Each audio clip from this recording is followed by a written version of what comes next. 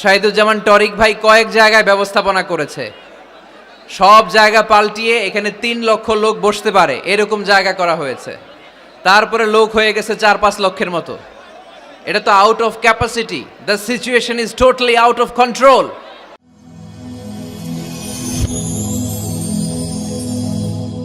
Rose TV 24. Enjoy by listening to the Holy Quran. ইন্নাল হামদালিল্লাহি নাহমাদুহু ওয়া নাস্তাঈনুহু ওয়া নাস্তাগফিরুহু ওয়া নু'মিনু বিহি ওয়া নাতাওয়াক্কালু আলাইহি ওয়া না'উযু বিল্লাহি মিন শুরুরি আনফুসিনা ومن سيئات أعمالنا من يهده الله فلا مضل له ومن يضلل فلا هادي له أي فلن تجد له وليا مرشدا ونشهد أن لا إله إلا الله وحده لا شريك له هو الذي لا ضد له ولا ند له لا مثل له ولا مثيل له لا وزير له ولا كفيل له لا شبه له ولا شبيه له لا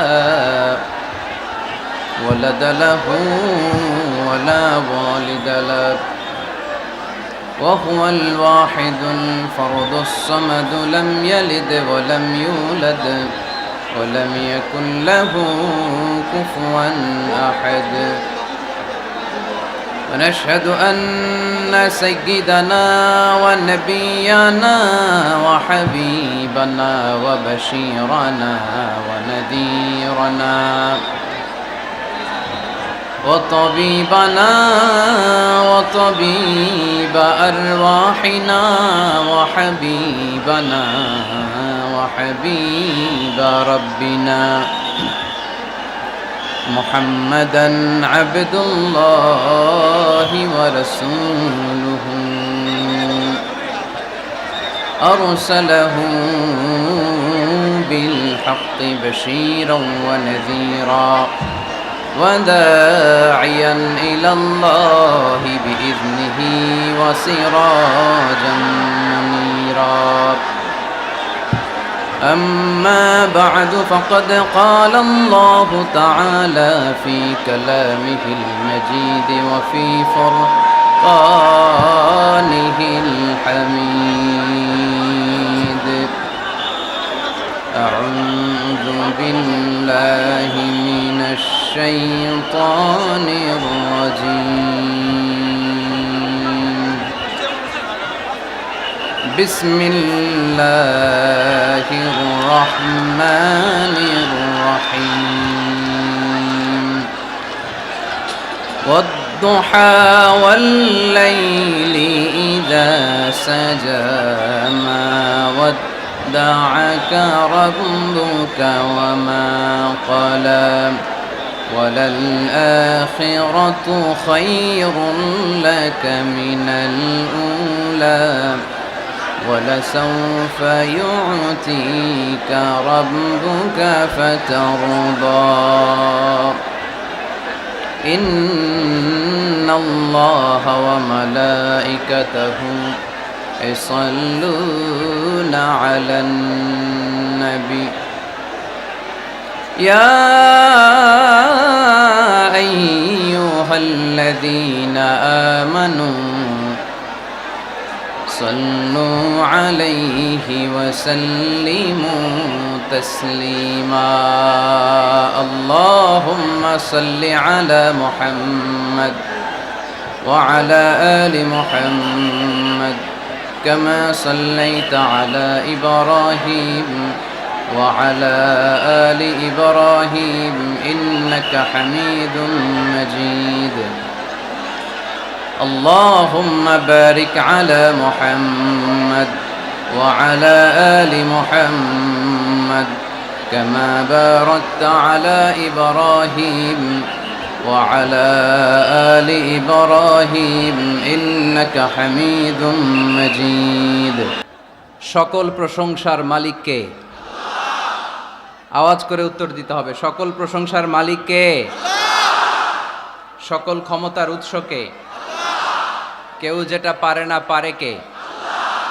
কেউ যেটা দেখে না দেখে কে? কেউ যেটা দেয় না দেয় কে?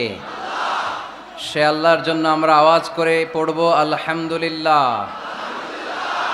সবাই পড়ি রব্বানা লাকাল হামদ হামদান কাসীরান তাইয়িবান মুবারাকান ফীহি ইয়া রাব্বি লাকাল হামদু কামা ইয়ানবাগি লিজালালি ওয়াজহিকা ওয়া আযীমি সুলতানিকা লাকাল হামদু বিল ঈমান লাকাল হামদু বিল ইসলাম লাকাল হামদু বিল কুরআন।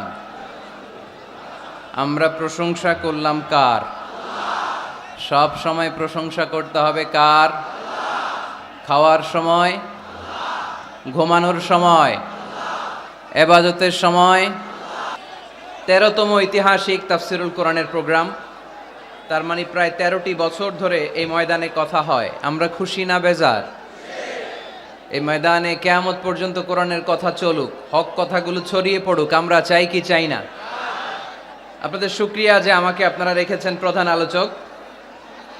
আমার আগে কথা বলেছে হযরত মাওলানা মুফতি আলী আকবর সাহেব, মুহাদ্দিস, বড় আইলাচাড়া মাদ্রাসা, কুষ্টিয়া। আজকের এই প্রোগ্রামের প্রধান অতিথি আমার সম্মানিত বড় ভাই মোহাম্মদ শাহিদুজ্জামান টরিক, পরিচালক, 5 কমলাপুর দারুল উলুম হাফিজিয়া কওমিয়া মাদ্রাসা। আসার পথেই দেখছিলাম উনি বিশিষ্ট শিল্পপতি, ব্যবসায়ী এবং সমাজসেবক, সিঙ্গাপুর বাংলাদেশ চেম্বার অফ কমার্সের ফরমার প্রেসিডেন্ট। আমি সিঙ্গাপুরে গেলে ওনার ওখানে থাকি এবং কোরবানির ঈদের আগে সিঙ্গাপুর বাংলাদেশ কমিউনিটির আয়োজনে কিছু প্রোগ্রামও করে এসেছে আলহামদুলিল্লাহ। আজকের প্রোগ্রামের সভাপতিত্ব করছেন হযরত মাওলানা আব্দুল হামিদ সাহেব, মুহতামিম, 5 কমলাপুর দারুল উলুম হাফিজিয়া কওমিয়া মাদ্রাসা। হুজুর আসছে? আলহামদুলিল্লাহ, মাশাআল্লাহ মাশাআল্লাহ। আজকের এই প্রোগ্রামে উপস্থিত আছেন আপনাদের এই চুয়াডাঙ্গা, প্রাণের জেলা চুয়াডাঙ্গার সম্মানিত এসপি মহোদয়, police super mister Zahidul Hasan, কিছুক্ষণ আগে আপনাদের সামনে কথা রেখেছেন। উপস্থিত আছেন mister Riazul Islam Joardar, ex mayor Chuadanga. উপস্থিত আছেন কারেন্ট মেয়র, কি নাম? জিপু চৌধুরী। যারাই আজকের প্রোগ্রামকে সাফল্যমণ্ডিত করার জন্য এ বিশাল কোরআনের গ্যাদারিংয়ে উপস্থিত হয়েছেন, আমি তাদের সবাইকে অন্তরের অন্তঃস্থল থেকে শুকরিয়া জানাই। বিশেষ করে চুয়াডাঙ্গা জেলা সদরের যে পুলিশের ওসি আছে এবং আলমডাঙ্গা থানার ওসি, তাদের টিম, এবং বিশেষ করে আন্তরিকভাবে আপনাদের চুয়াডাঙ্গা জেলার এসপি মহোদয় জাহিদুল ইসলাম ভাই উপস্থিত আছেন। আমি চুয়াডাঙ্গা জেলা শহর থেকে প্রায় 10 কিলোমিটার পথ পাড়ি দিয়ে এসেছি। পুরো রাস্তায় মানুষ ব্লক ছিল। এখানে যত মানুষ তার চেয়ে 3-4 গুণ মানুষ রাস্তায় দাঁড়িয়ে আছে। এখানেও 3-4 লক্ষ লোক হয়ে যাবে। তো এই ভালোবাসাটা শুধু কোরআনের জন্য, ঠিক কিনা? মিডিয়ার ভাইরা যারা এসেছেন আপনাদের শুকরিয়া জানাই। তারপরে রাজনৈতিক ব্যক্তিবর্গ যারা এসেছেন শুকরিয়া জানাই। অন্য ধর্মের ভাইরা যদি থাকেন তাদেরকেও শুকরিয়া জানাই। মা বোনদের জন্য কয়েকটি প্যান্ডেল করা হয়েছে, আমি মা বোনদেরকে শুকরিয়া জানাই। যারাই আজকের এই প্রোগ্রামে আমরা আসতে পারলাম, বসতে পারলাম, আল্লাহ এই প্রোগ্রামটা যেন কিয়ামতের ময়দানে আমাদের নাজাতের ওসিলা হয়ে যায়, আমরা পড়ি আমিন। আমরা আল্লাহর কাছে আসলে নাজাত চাই, তাই না? মুক্তি চাই, আমরা নাজাত চাই। আওয়াজ করে বলেন, কি চাই? আল্লাহ যদি কিয়ামতের দিন বলে এত লক্ষ মানুষের ভিড়ে সেদিন শুধু কোরআনের জন্য, ইসলামের জন্য, আমার ভালোবাসায়, নবীর ভালোবাসায় চুয়াডাঙ্গার আলমডাঙ্গা থানায় তুমি কষ্ট করে ওই মাহফিলে উপস্থিত হয়ে কোরআনের মাহফিলকে সার্থক করেছো, যাও এর ওসিলায় তোমারে আমি মাফ করে দিলাম, এই ঘোষণা যদি আল্লাহ সেদিন দেয়, ভাল লাগবে আপনাদের? সবার ভাল লাগবে? আসলে আমাদের অনেক ভালো লাগবে, কারণ আমরা নাজাত চাই। কি চাই? আর কিছু যে চাই না আমি, চাই গো নাজাত, আল্লাহ তোমার কাছে আমার এই মুনাজাত, আল্লাহ তোমার কাছে আমার এই মুনাজাত। সবাই পড়েন আমার সাথে, আর কিছু যে চাই না আমি, চাই গো নাজাত, আল্লাহ তোমার কাছে আমার এই মুনাজাত, আল্লাহ তোমার কাছে আমার এই মুনাজাত। পড়েন আমিন। আরো জোরে পড়তে হবে আমিন। আজকের এই ইসলামের জন্য এই গণজোয়ারকে আল্লাহ ইসলামের বিজয়ের জন্য কবুল করুক, পড়ি আমিন। এই যে লক্ষ লক্ষ মানুষ আজকে চুয়াডাঙ্গার আলমডাঙ্গা থানায় উপস্থিত হয়েছে, আজকে মাহফিলের পরে টরিক ভাই বিরিয়ানির প্যাকেট দিবেন নাকি? নগদ টাকা দেয়া হবে? একজনকে খুশি করতে আমরা এখানে এসেছি, চিল্লায় বলতে হবে তিনি কে? আল্লাহ। এই লক্ষ লক্ষ মানুষের আগমন, এটা ইসলামের জন্য ভিক্টরি সাইন বহন করে, বিজয়ের সাইন। ইসলামের বিজয়কে কেউ থামায় রাখতে পারবে না, চিল্লায় বলেন ঠিক কিনা? তুমি ইসলামকে চোখ রাঙানি দাও, তুমি কোরআনকে চোখ রাঙানি দাও, তোমার এই খবরদারিকে মুহূর্তের মধ্যে বন্ধ করে দিতে পারে কে?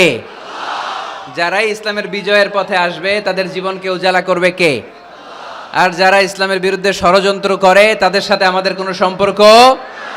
আমরা ইসলামের জন্য আমাদের জীবন দিতে প্রস্তুত, চিল্লায় বলেন ঠিক কিনা? আমাদের জান মান কুরবান করতে প্রস্তুত, চিল্লায় বলেন ঠিক কিনা? সকল ষড়যন্ত্রের বাধাকে ছিন্ন করে কালিমার পতাকা উঠানোর জন্য আমরা প্রস্তুত, চিল্লায় বলো ঠিক কিনা? সম্মানিত সুধী, অনেক বড় গ্যাদারিং, তাই লম্বা চূড়া কথা বলা যাবে না। কারণ আল্লাহ রাসূল সাল্লাল্লাহু আলাইহি ওয়াসাল্লাম বলেছেন, খুতাবুকুম তাওয়িলা ওয়া সালাওয়াতুকুম কাসীরা। কিয়ামতের আগে তোমাদের বক্তব্য হয়ে যাবে, ইসলামী বক্তব্য হবে লম্বা, সালাত হয়ে যাবে খাটো। Your Islamic lectures will be longer before the day of judgment, and your salah 5 times a day will be very shorter. কিয়ামতের আগে সালাত হয়ে যাবে খাটো, বক্তব্য হয়ে যাবে লম্বা। তার নমুনা সমাজে আছে না নাই? ঘন্টার পর ঘন্টা মানুষ বক্তব্য শুনতে চায়, কিন্তু নামাজ পড়তে চায় না, আছে না নাই? চুয়াডাঙ্গার আলমডাঙ্গায় মনে হয় এগুলো নাই। না না নাই। এই যে এত টুপিওয়ালা দাড়িওয়ালা, এটা প্রমাণ করে এখানকার সবাই নামাজি। আছে আছে, এগুলো থেকে আমাদের বেরিয়ে আসতে হবে। যেহেতু অনেক বড় গ্যাদারিং, লম্বা চূড়া কথা বলবো না। আর যেহেতু বিশৃঙ্খলা আপনারা থামাচ্ছেন না, কথা বলার তো সুযোগই নাই। তো অল্প কয়েকটা কথা বলে আজকের এই বড় মাহফিল আমরা শেষ করে দেব ইনশাআল্লাহ। পড়েন, আওয়াজ করে পড়তে হবে ইনশাআল্লাহ। যেহেতু মহিলা প্যান্ডেলে অনেক মা বোনেরা এসেছে, মা বোনদের জন্য দুই একটা কথা বলেই আমি মূল তাফসিরের দিকে যাচ্ছি। আল্লাহ রাসূল সাল্লাল্লাহু আলাইহি ওয়াসাল্লাম বলেছেন, দুনিয়া কুল্লুহা মাতা ওয়া খায়রু মাতাঈদ দুনিয়া আল মারআতু সালিহা। এই দুনিয়াতে যা দেখা যায় সব সম্পদ, বাড়ি গাড়ি ব্যাংক ব্যালেন্স ফ্যাক্টরি, এগুলো সম্পদ। দু চোখে যা দেখো সব সম্পদ। আর এই সব সম্পদের মধ্যে শ্রেষ্ঠ সম্পদ হচ্ছে নেককার নারী। সুবহানাল্লাহ পড়তে পারলেন না?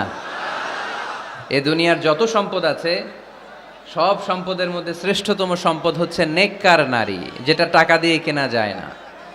তাই আমি বলি, নারীদের পেট হচ্ছে এটা খনির মতো, খনি।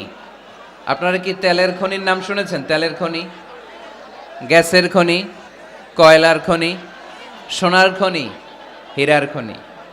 তো এই খনিগুলোর মতো আমাদের মা বোনদের পেটগুলো খনি। এই মা বোনদেরকে যদি আমরা কোরআন শিখাই, হাদিস শিখাই, ইসলামী সাহিত্য পড়তে দেই, ইসলামী তাহাদিব তামাদ্দুন শিষ্টাচার ভদ্রতা যদি তাদেরকে শিখাই, কোরআন সুন্নাহর আলোকে যদি তাদেরকে আমরা যত্ন নেই, তাহলে এই নারীদের পেট থেকে বড় বড় আল্লাহর ওলি বের হবে, আলোকিত মানুষ বেরোবে, হাফেজে কোরআন বেরোবে, মুফাসসিরে কোরআন বেরোবে। আর এই একই নারীকে যদি আমরা কোরআন শিক্ষা না দেই, ইসলাম শিক্ষা না দেই, এই নারীদের পেট থেকে বড় বড় চাঁদাবাজ আর টেন্ডারবাজ বেরোবে, চিল্লায় বলি ঠিক কিনা? এদের পেট থেকে বেরোবে বড় বড় দুর্নীতিবাজ, যারা দেশের টাকা, হাজার কোটি টাকা পাচার করে দেয় বিদেশে, এরকম আছে না নাই? এজন্য এই নারীদের পেটটা খনি, যত্ন নিতে হবে এদেরকে কোরআন দিয়ে, সুন্নাহ দিয়ে। আল্লাহ রাসূল সাল্লাল্লাহু আলাইহি ওয়াসাল্লাম বলেছেন, রিফকাম বিল খাওয়ারির, নারীদেরকে কাচের গ্লাসের সাথে তুলনা করা হয়েছে। আপনাদের বাসায় কাচের গ্লাস আছে না? কথা বলতে হবে, উত্তর দিতে হবে আওয়াজ করে বাঘের মতো। আপনাদের বাসায় কাচের গ্লাস আছে? এই কাচের গ্লাস আস্তে ধরতে হয়, আস্তে রাখতে হয়। পরিষ্কার করতে চাইলে, পরিচ্ছন্ন করতে চাইলে খুব স্মুথলি রাখতে হয়, স্মুথলি ধরতে হয়। জোরাজুরি করলে গ্লাস ভেঙে যায়। এইখানে কি ভাই, তোমাদের কি সমস্যা? মাহফিলটা সুন্দরভাবে হোক তোমরা কি চাও? শাহিদুজ্জামান টরিক ভাই কয়েক জায়গায় ব্যবস্থাপনা করেছে, সব জায়গা পাল্টিয়ে এখানে 3 লক্ষ লোক বসতে পারে এরকম জায়গা করা হয়েছে। তারপরে লোক হয়ে গেছে 4-5 লক্ষের মতো। এটা তো out of capacity. The situation is totally out of control. এই বিজয় দিবসে একটা দৃষ্টান্ত আমরা সারা বাংলাদেশের 64 জেলার জন্য কি চুয়াডাঙ্গা থেকে রাখতে পারবো না? পারবো।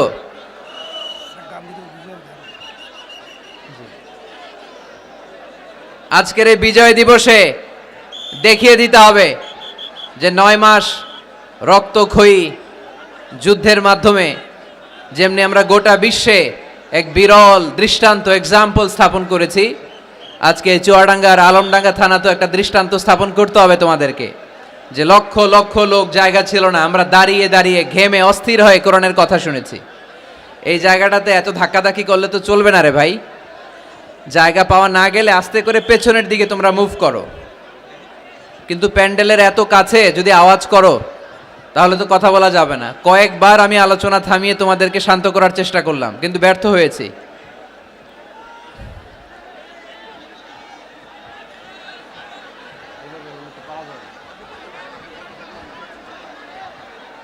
বেশি লোক হয়েছে, প্রচুর লোক হয়ে গেছে তো,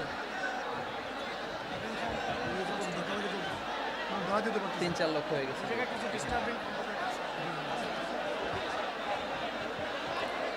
আমি এই যে আপনারা পুলিশের 3 জন ভাই যে আছেন ওপাশে যারা, আমি বলবো একটু এক্সিটের ব্যবস্থা করে দেন, এরা ওইদিকে চলে যাক। এখানে দাঁড়িয়ে থেকে লাভ নাই। আমাকে তো দেখেছো তোমরা, আমি তোমাদেরকে ভালোবাসি কোরআনের জন্য।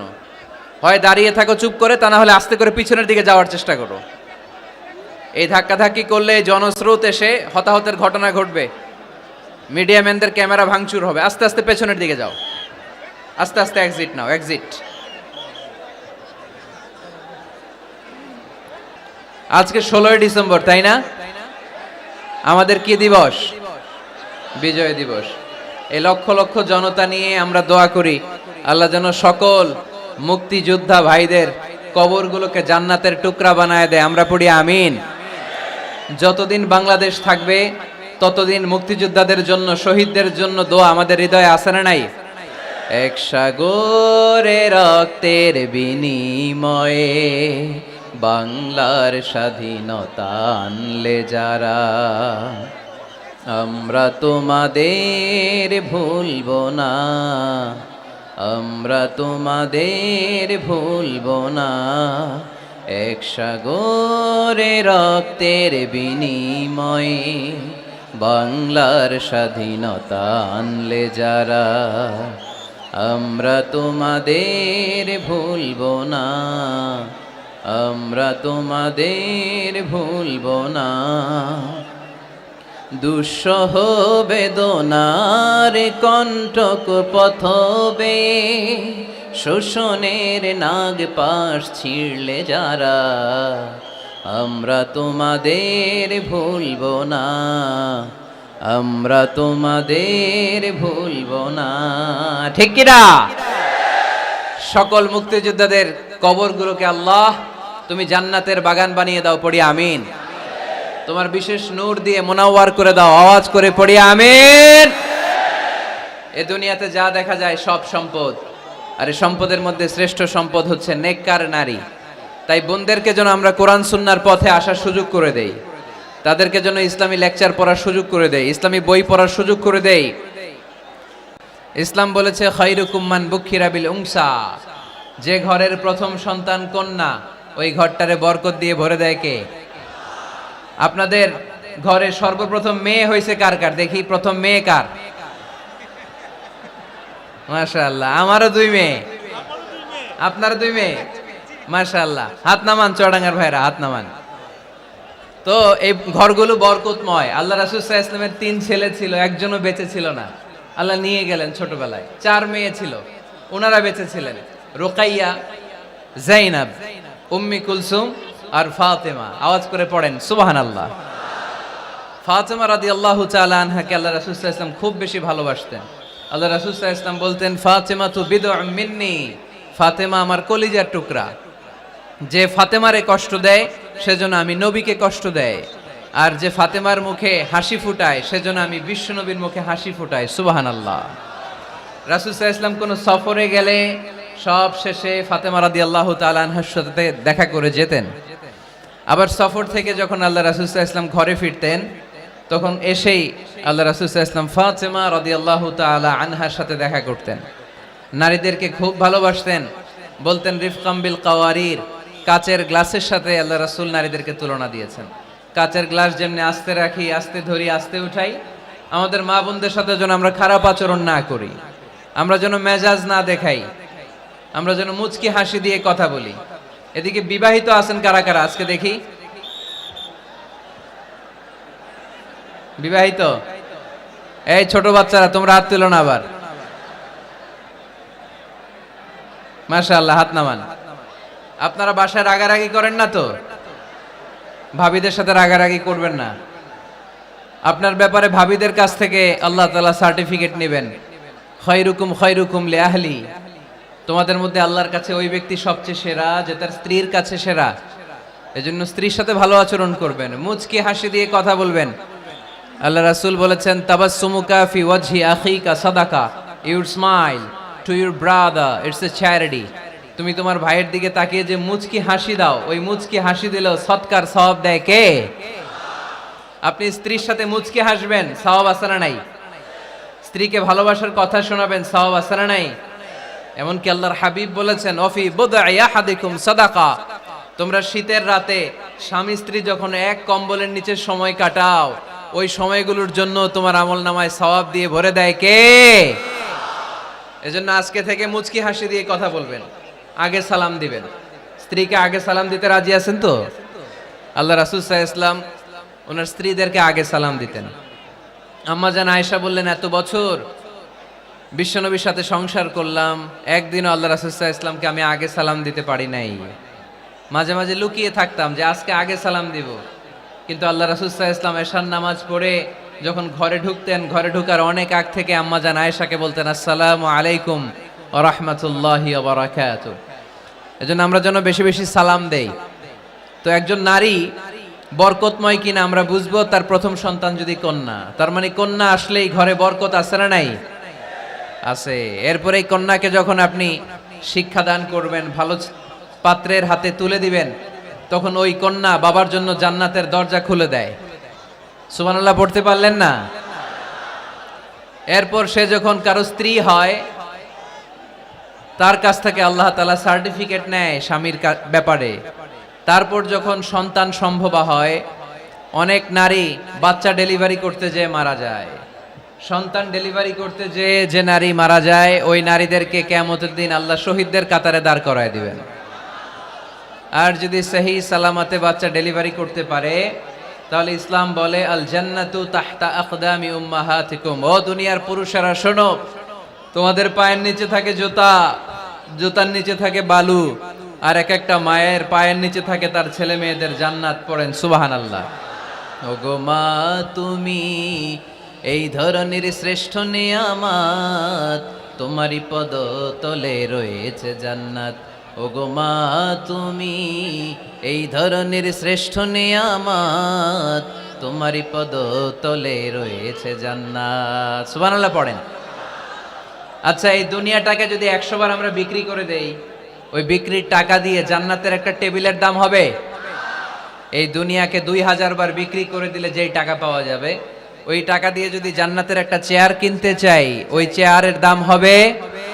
তাহলে যে মায়ের 2টা পায়ের নিচে আল্লাহর 8টা জান্নাত পড়ে আছে, ওই 8টা জান্নাতের ওই পা 2টার দাম কত?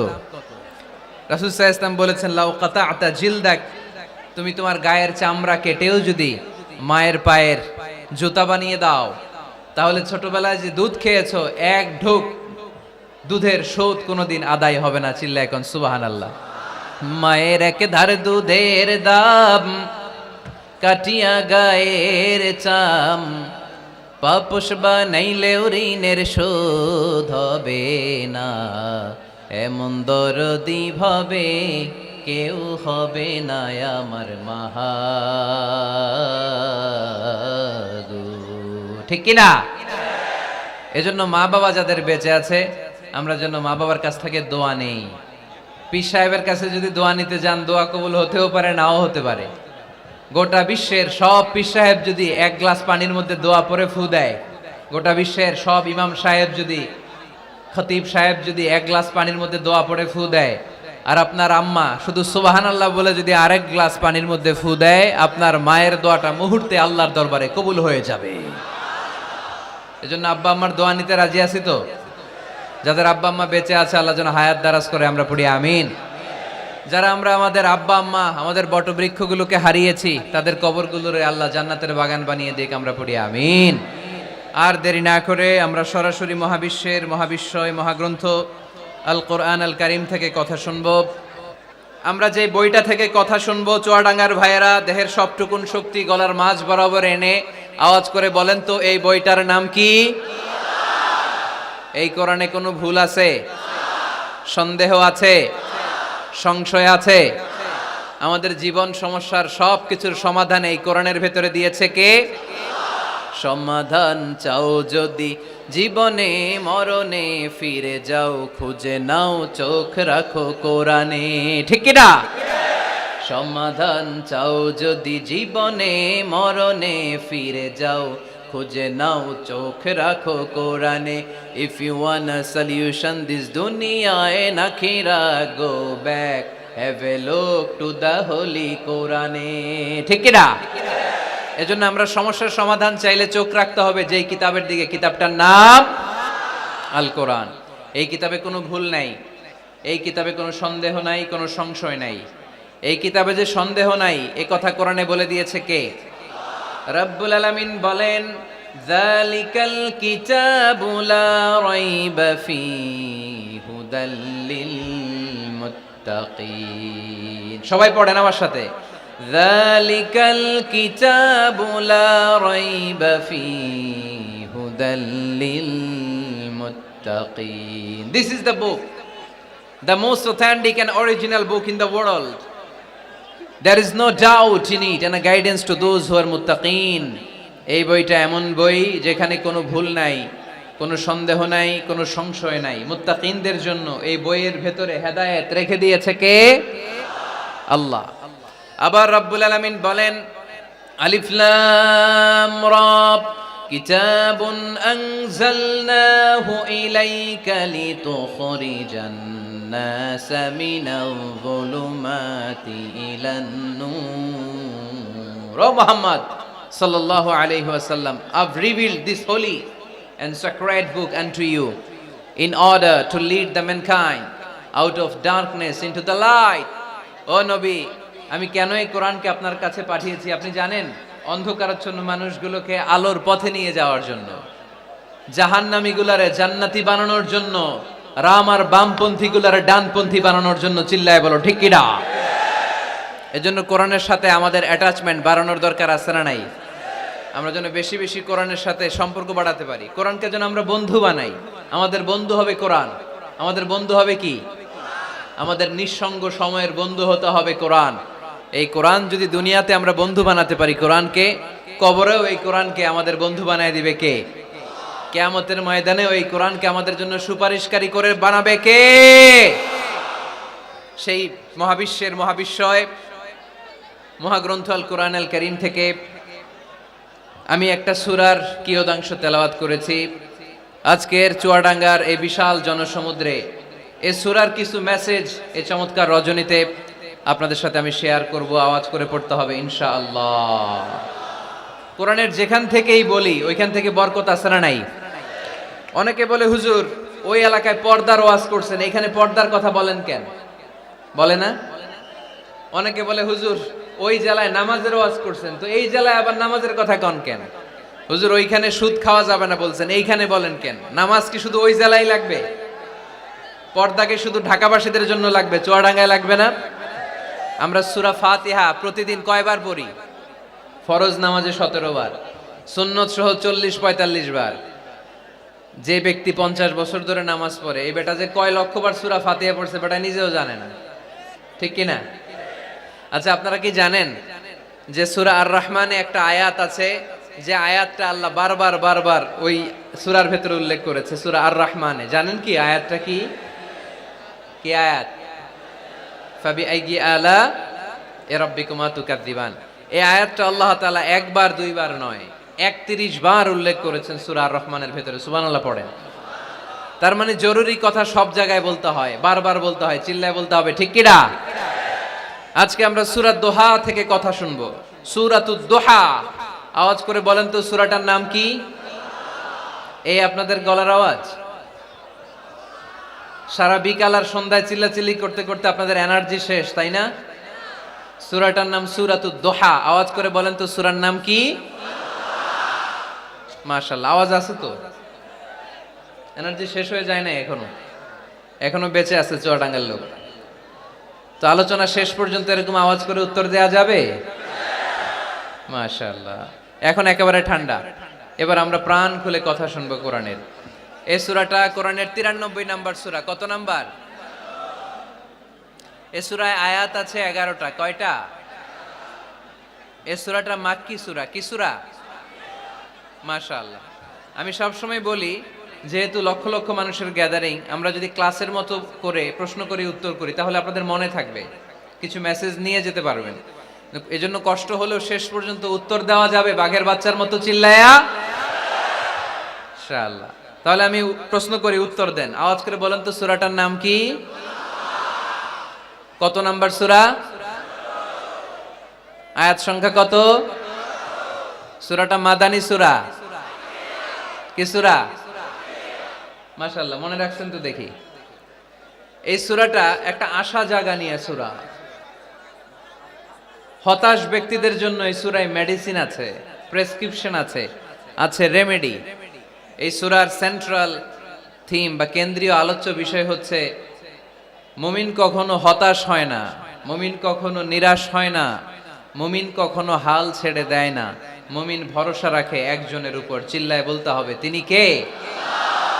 লা তাইয়াসু মির রাউহিল্লাহ, ইন্নাহু লা ইয়াইয়াসু মির রাউহিল্লাহি ইল্লাল কওমুল কাফিরুন।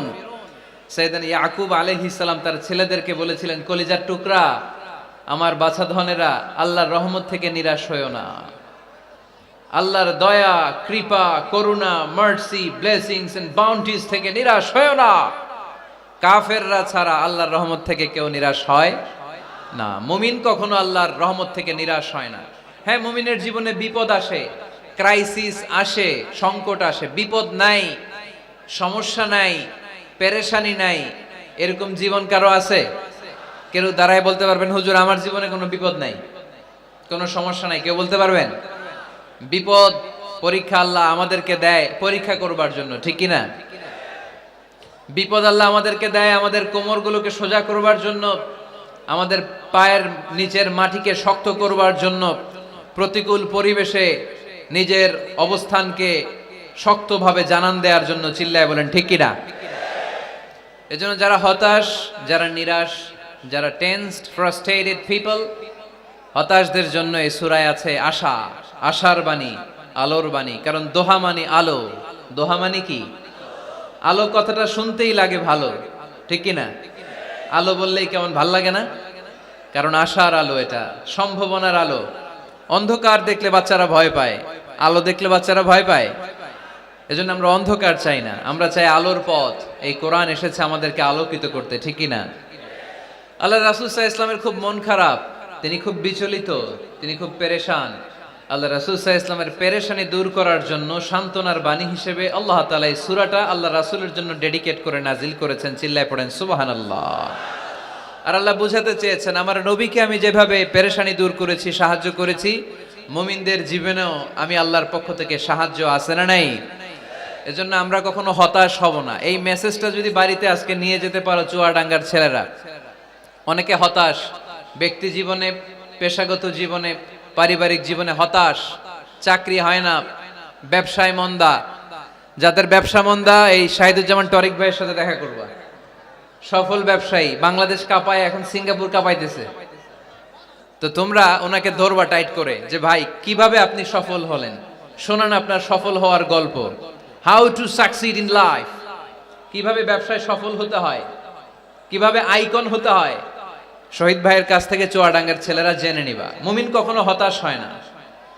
আজকের মাহফিল থেকে এতটুকু যদি এই জনসমুদ্র থেকে আমরা বাসায় নিয়ে যেতে পারি যে আমরা কখনো হতাশ হব না, আমরা নিরাশ হব না, শেষ নিঃশ্বাস থাকা পর্যন্ত আমরা হাল ছেড়ে দিব না, আমরা ভরসা রাখবো সব সময় একজনের উপর, চিল্লায় বলতে হবে তিনি কে। Every time you feel like you cannot go on, you feel so lost that you are so alone. Every time you feel like you cannot go on, you feel so lost that you are so alone. Don't despair and never lose hope, 'cause Allah is always by your side. Insha'Allah, পড়েন, Insha'Allah, Insha'Allah, you'll find your way. Insha'Allah, Insha'Allah, Insha'Allah, you'll find your way. পড়েন আল্লাহু আকবার। আমরা কখনো নিরাশ হই না, আমরা হতাশ হই না, আমরা ভরসা রাখি একজনের উপর, তিনি কে। আমরা জানি রাত যত গভীর হয় অন্ধকার তমানিসা ভেদ করে সুবহে সাদিক হয়। আমরা জানি গর্ভবতী নারীর যেদিন পেটের ব্যথা বেদনা বাড়তে থাকে ওই দিন নতুন মেহমান আগমনের সময় ঘনাতে থাকে। আমরা জানি বিশ্বাসীদের জীবনে কষ্ট, দুঃখ, যন্ত্রণা, পরীক্ষা যত বাড়তে থাকে সুখের দিন কাছে আসতে থাকে। চিল্লায় বলো ঠিক কিনা। এজন্য আমরা হতাশ হব না, হাল ছেড়ে দিব না, শেষ নিঃশ্বাস ত্যাগ করা পর্যন্ত আমরা ভরসা রাখবো একজনের উপর, তিনি কে। আল্লাহ রাসূল সাল্লাল্লাহু আলাইহি ওয়াসাল্লাম হতাশ হলেন, পেরেশান হলেন, নবীর পেরেশানি দূর করার জন্য আল্লাহ তাআলা এই সূরাটা নাজিল করেছে। সুবহানাল্লাহ পড়েন। তাহলে এই সূরার কেন্দ্রীয় আলোচ্য বিষয় কি? এটা কি চুয়াডাঙ্গাবাসীদের কাছে ক্লিয়ার? Clear clear clear. এবার আমরা শুনবো এই সূরার একটা ব্যাকগ্রাউন্ড আছে, কোন প্রেক্ষাপটে এই সূরা নাজিল হলো। আল্লাহ রাসূল সাল্লাল্লাহু আলাইহি ওয়াসাল্লামকে আল্লাহ বললেন, ইয়া আইয়ুহার রাসূলু বাল্লিগ মা উনজিলা ইলাইক, নবী কোরআনে যা নাজিল করেছি সব আপনি পৌঁছে দিন, কিছু গোপন রাখা যাবে না। এই কোরআনের কোনো কিছু বিশ্বনবী গোপন রেখেছে? সবাই বলেন না কেন, গোপন রেখেছে নাকি সব প্রচার করে দিয়েছে? সব প্রচার করে দিয়েছে। হঠাৎ করে হেরা গুহায় বিশ্বনবীর কাছে নাজিল হলো, ইকরা বিসমি রাব্বিকাল্লাযী খালাক, খালাকাল ইনসানা মিন আলাক, ইকরা ওয়া রাব্বুকাল আকরামুল্লাযী আল্লামা বিল কলম, আল্লামাল ইনসানা মা লাম ইয়ালাম। পড়েন সুবহানাল্লাহ। আল্লাহ নাজিল করলেন, নবী পড়ো, তোমার প্রভুর নামে যিনি সৃষ্টি করেছেন, তুমি যা জানতে না তা তোমার রব তোমারে শিখিয়েছেন, কলমের মাধ্যমে তোমাদেরকে জ্ঞান দিয়েছেন। সুবহানাল্লাহ। ইকরা বিসমি রাব্বিকাল্লাযী খালাক, read in the name of your Lord who has created. পড়ো তোমার প্রভুর নামে। কোরআনের প্রথম বাণী পড়ো। কোরআনের প্রথম বাণী কি? সবাই বলেন, প্রথম বাণী কি? আল কোরআনের প্রথম বাণী পড়ো, আল হাদিসে নবীর কথা পড়ো। আল কোরআনের প্রথম বাণী পড়ো, আল হাদিসে নবীর কথা পড়ো। পড়ে পড়ে শেখো, শিখে শিখে তুমি তোমার নিজের জীবন গড়ো। সুবহানাল্লাহ পড়েন। পড়ে পড়ে নিজের জীবন গড়তে হবে। নাজিল হলো ইকরা বিসমি রাব্বিকাল্লাযী খালাক, যা নাজিল হলো নবী প্রচার করে দিলেন।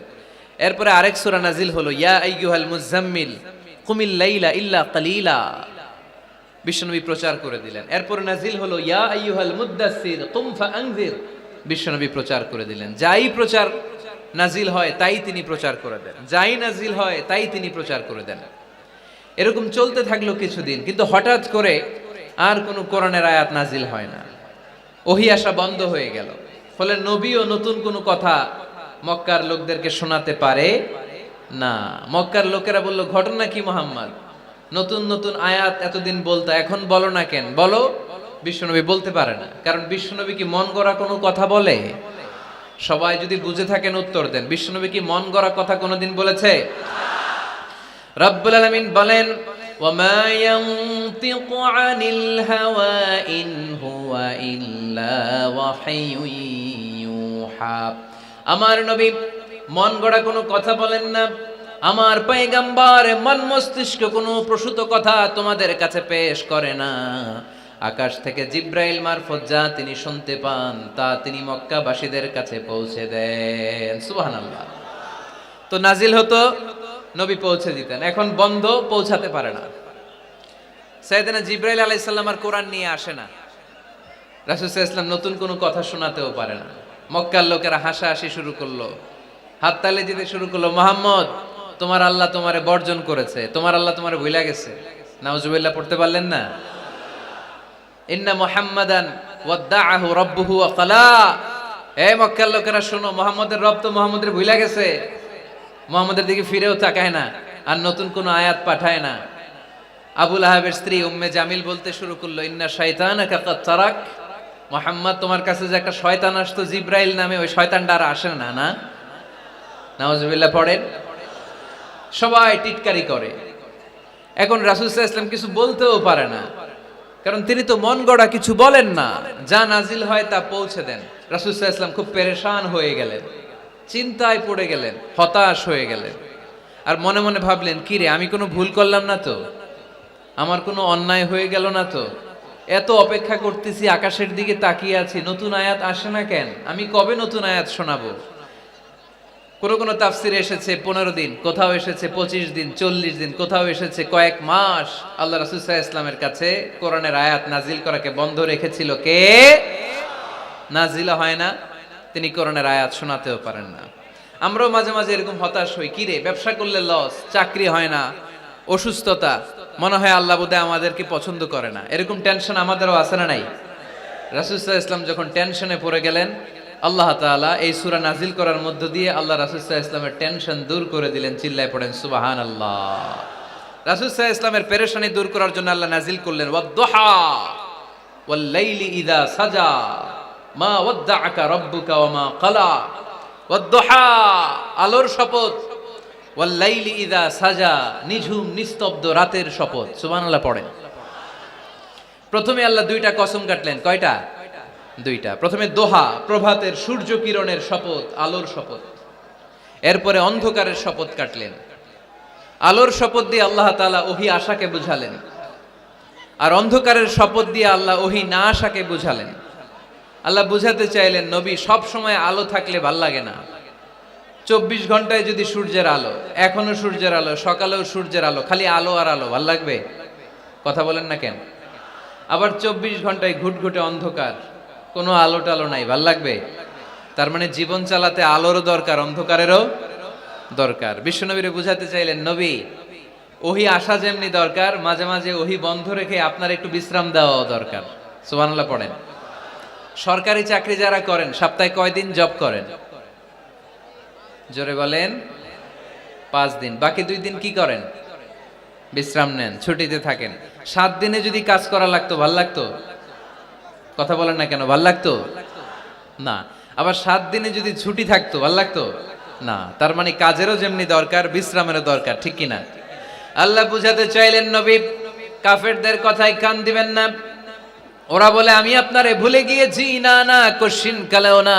আমি আপনারে কেমন করে ভুলে যাই? আপনি আমার বন্ধু। আমি ইচ্ছা করেই ওহী নাজিল বন্ধ রেখে কিছুদিন আপনারে ছুটি দিলাম। আল্লাহর পক্ষ থেকে আমি আপনার জন্য বিশ্রামের ব্যবস্থা করে দিয়েছি। নবী, বিশ্রামের ব্যবস্থা করে দিলাম, কারণ প্রতিদিন ওহী নাজিল হলে এটা পৌঁছে দেওয়া, এটা চারটেখানি কথা নয়। ওহির বাণী, এটা কোনো মন্ত্রীর বাণী না। ওহির বাণী, এটা কোনো প্রেসিডেন্টের বাণী না। ওহির বাণী প্রধানমন্ত্রীর বাণী না। ওহির বাণী রাজা বাদশার বাণী নয়। ওহির বাণী আমাদের কাছে পাঠিয়েছে কে? এই কালামুল্লাহ মাজিদের ওজন আছে না নাই? আল্লাহ বললেন ইন্না সানুলকি আলাইকা কওলান সাকিলা, নবী গো কোরআনের বাণী এটা হালকা কোনো বাণী নয়, এটা ভারী একটা বাণী।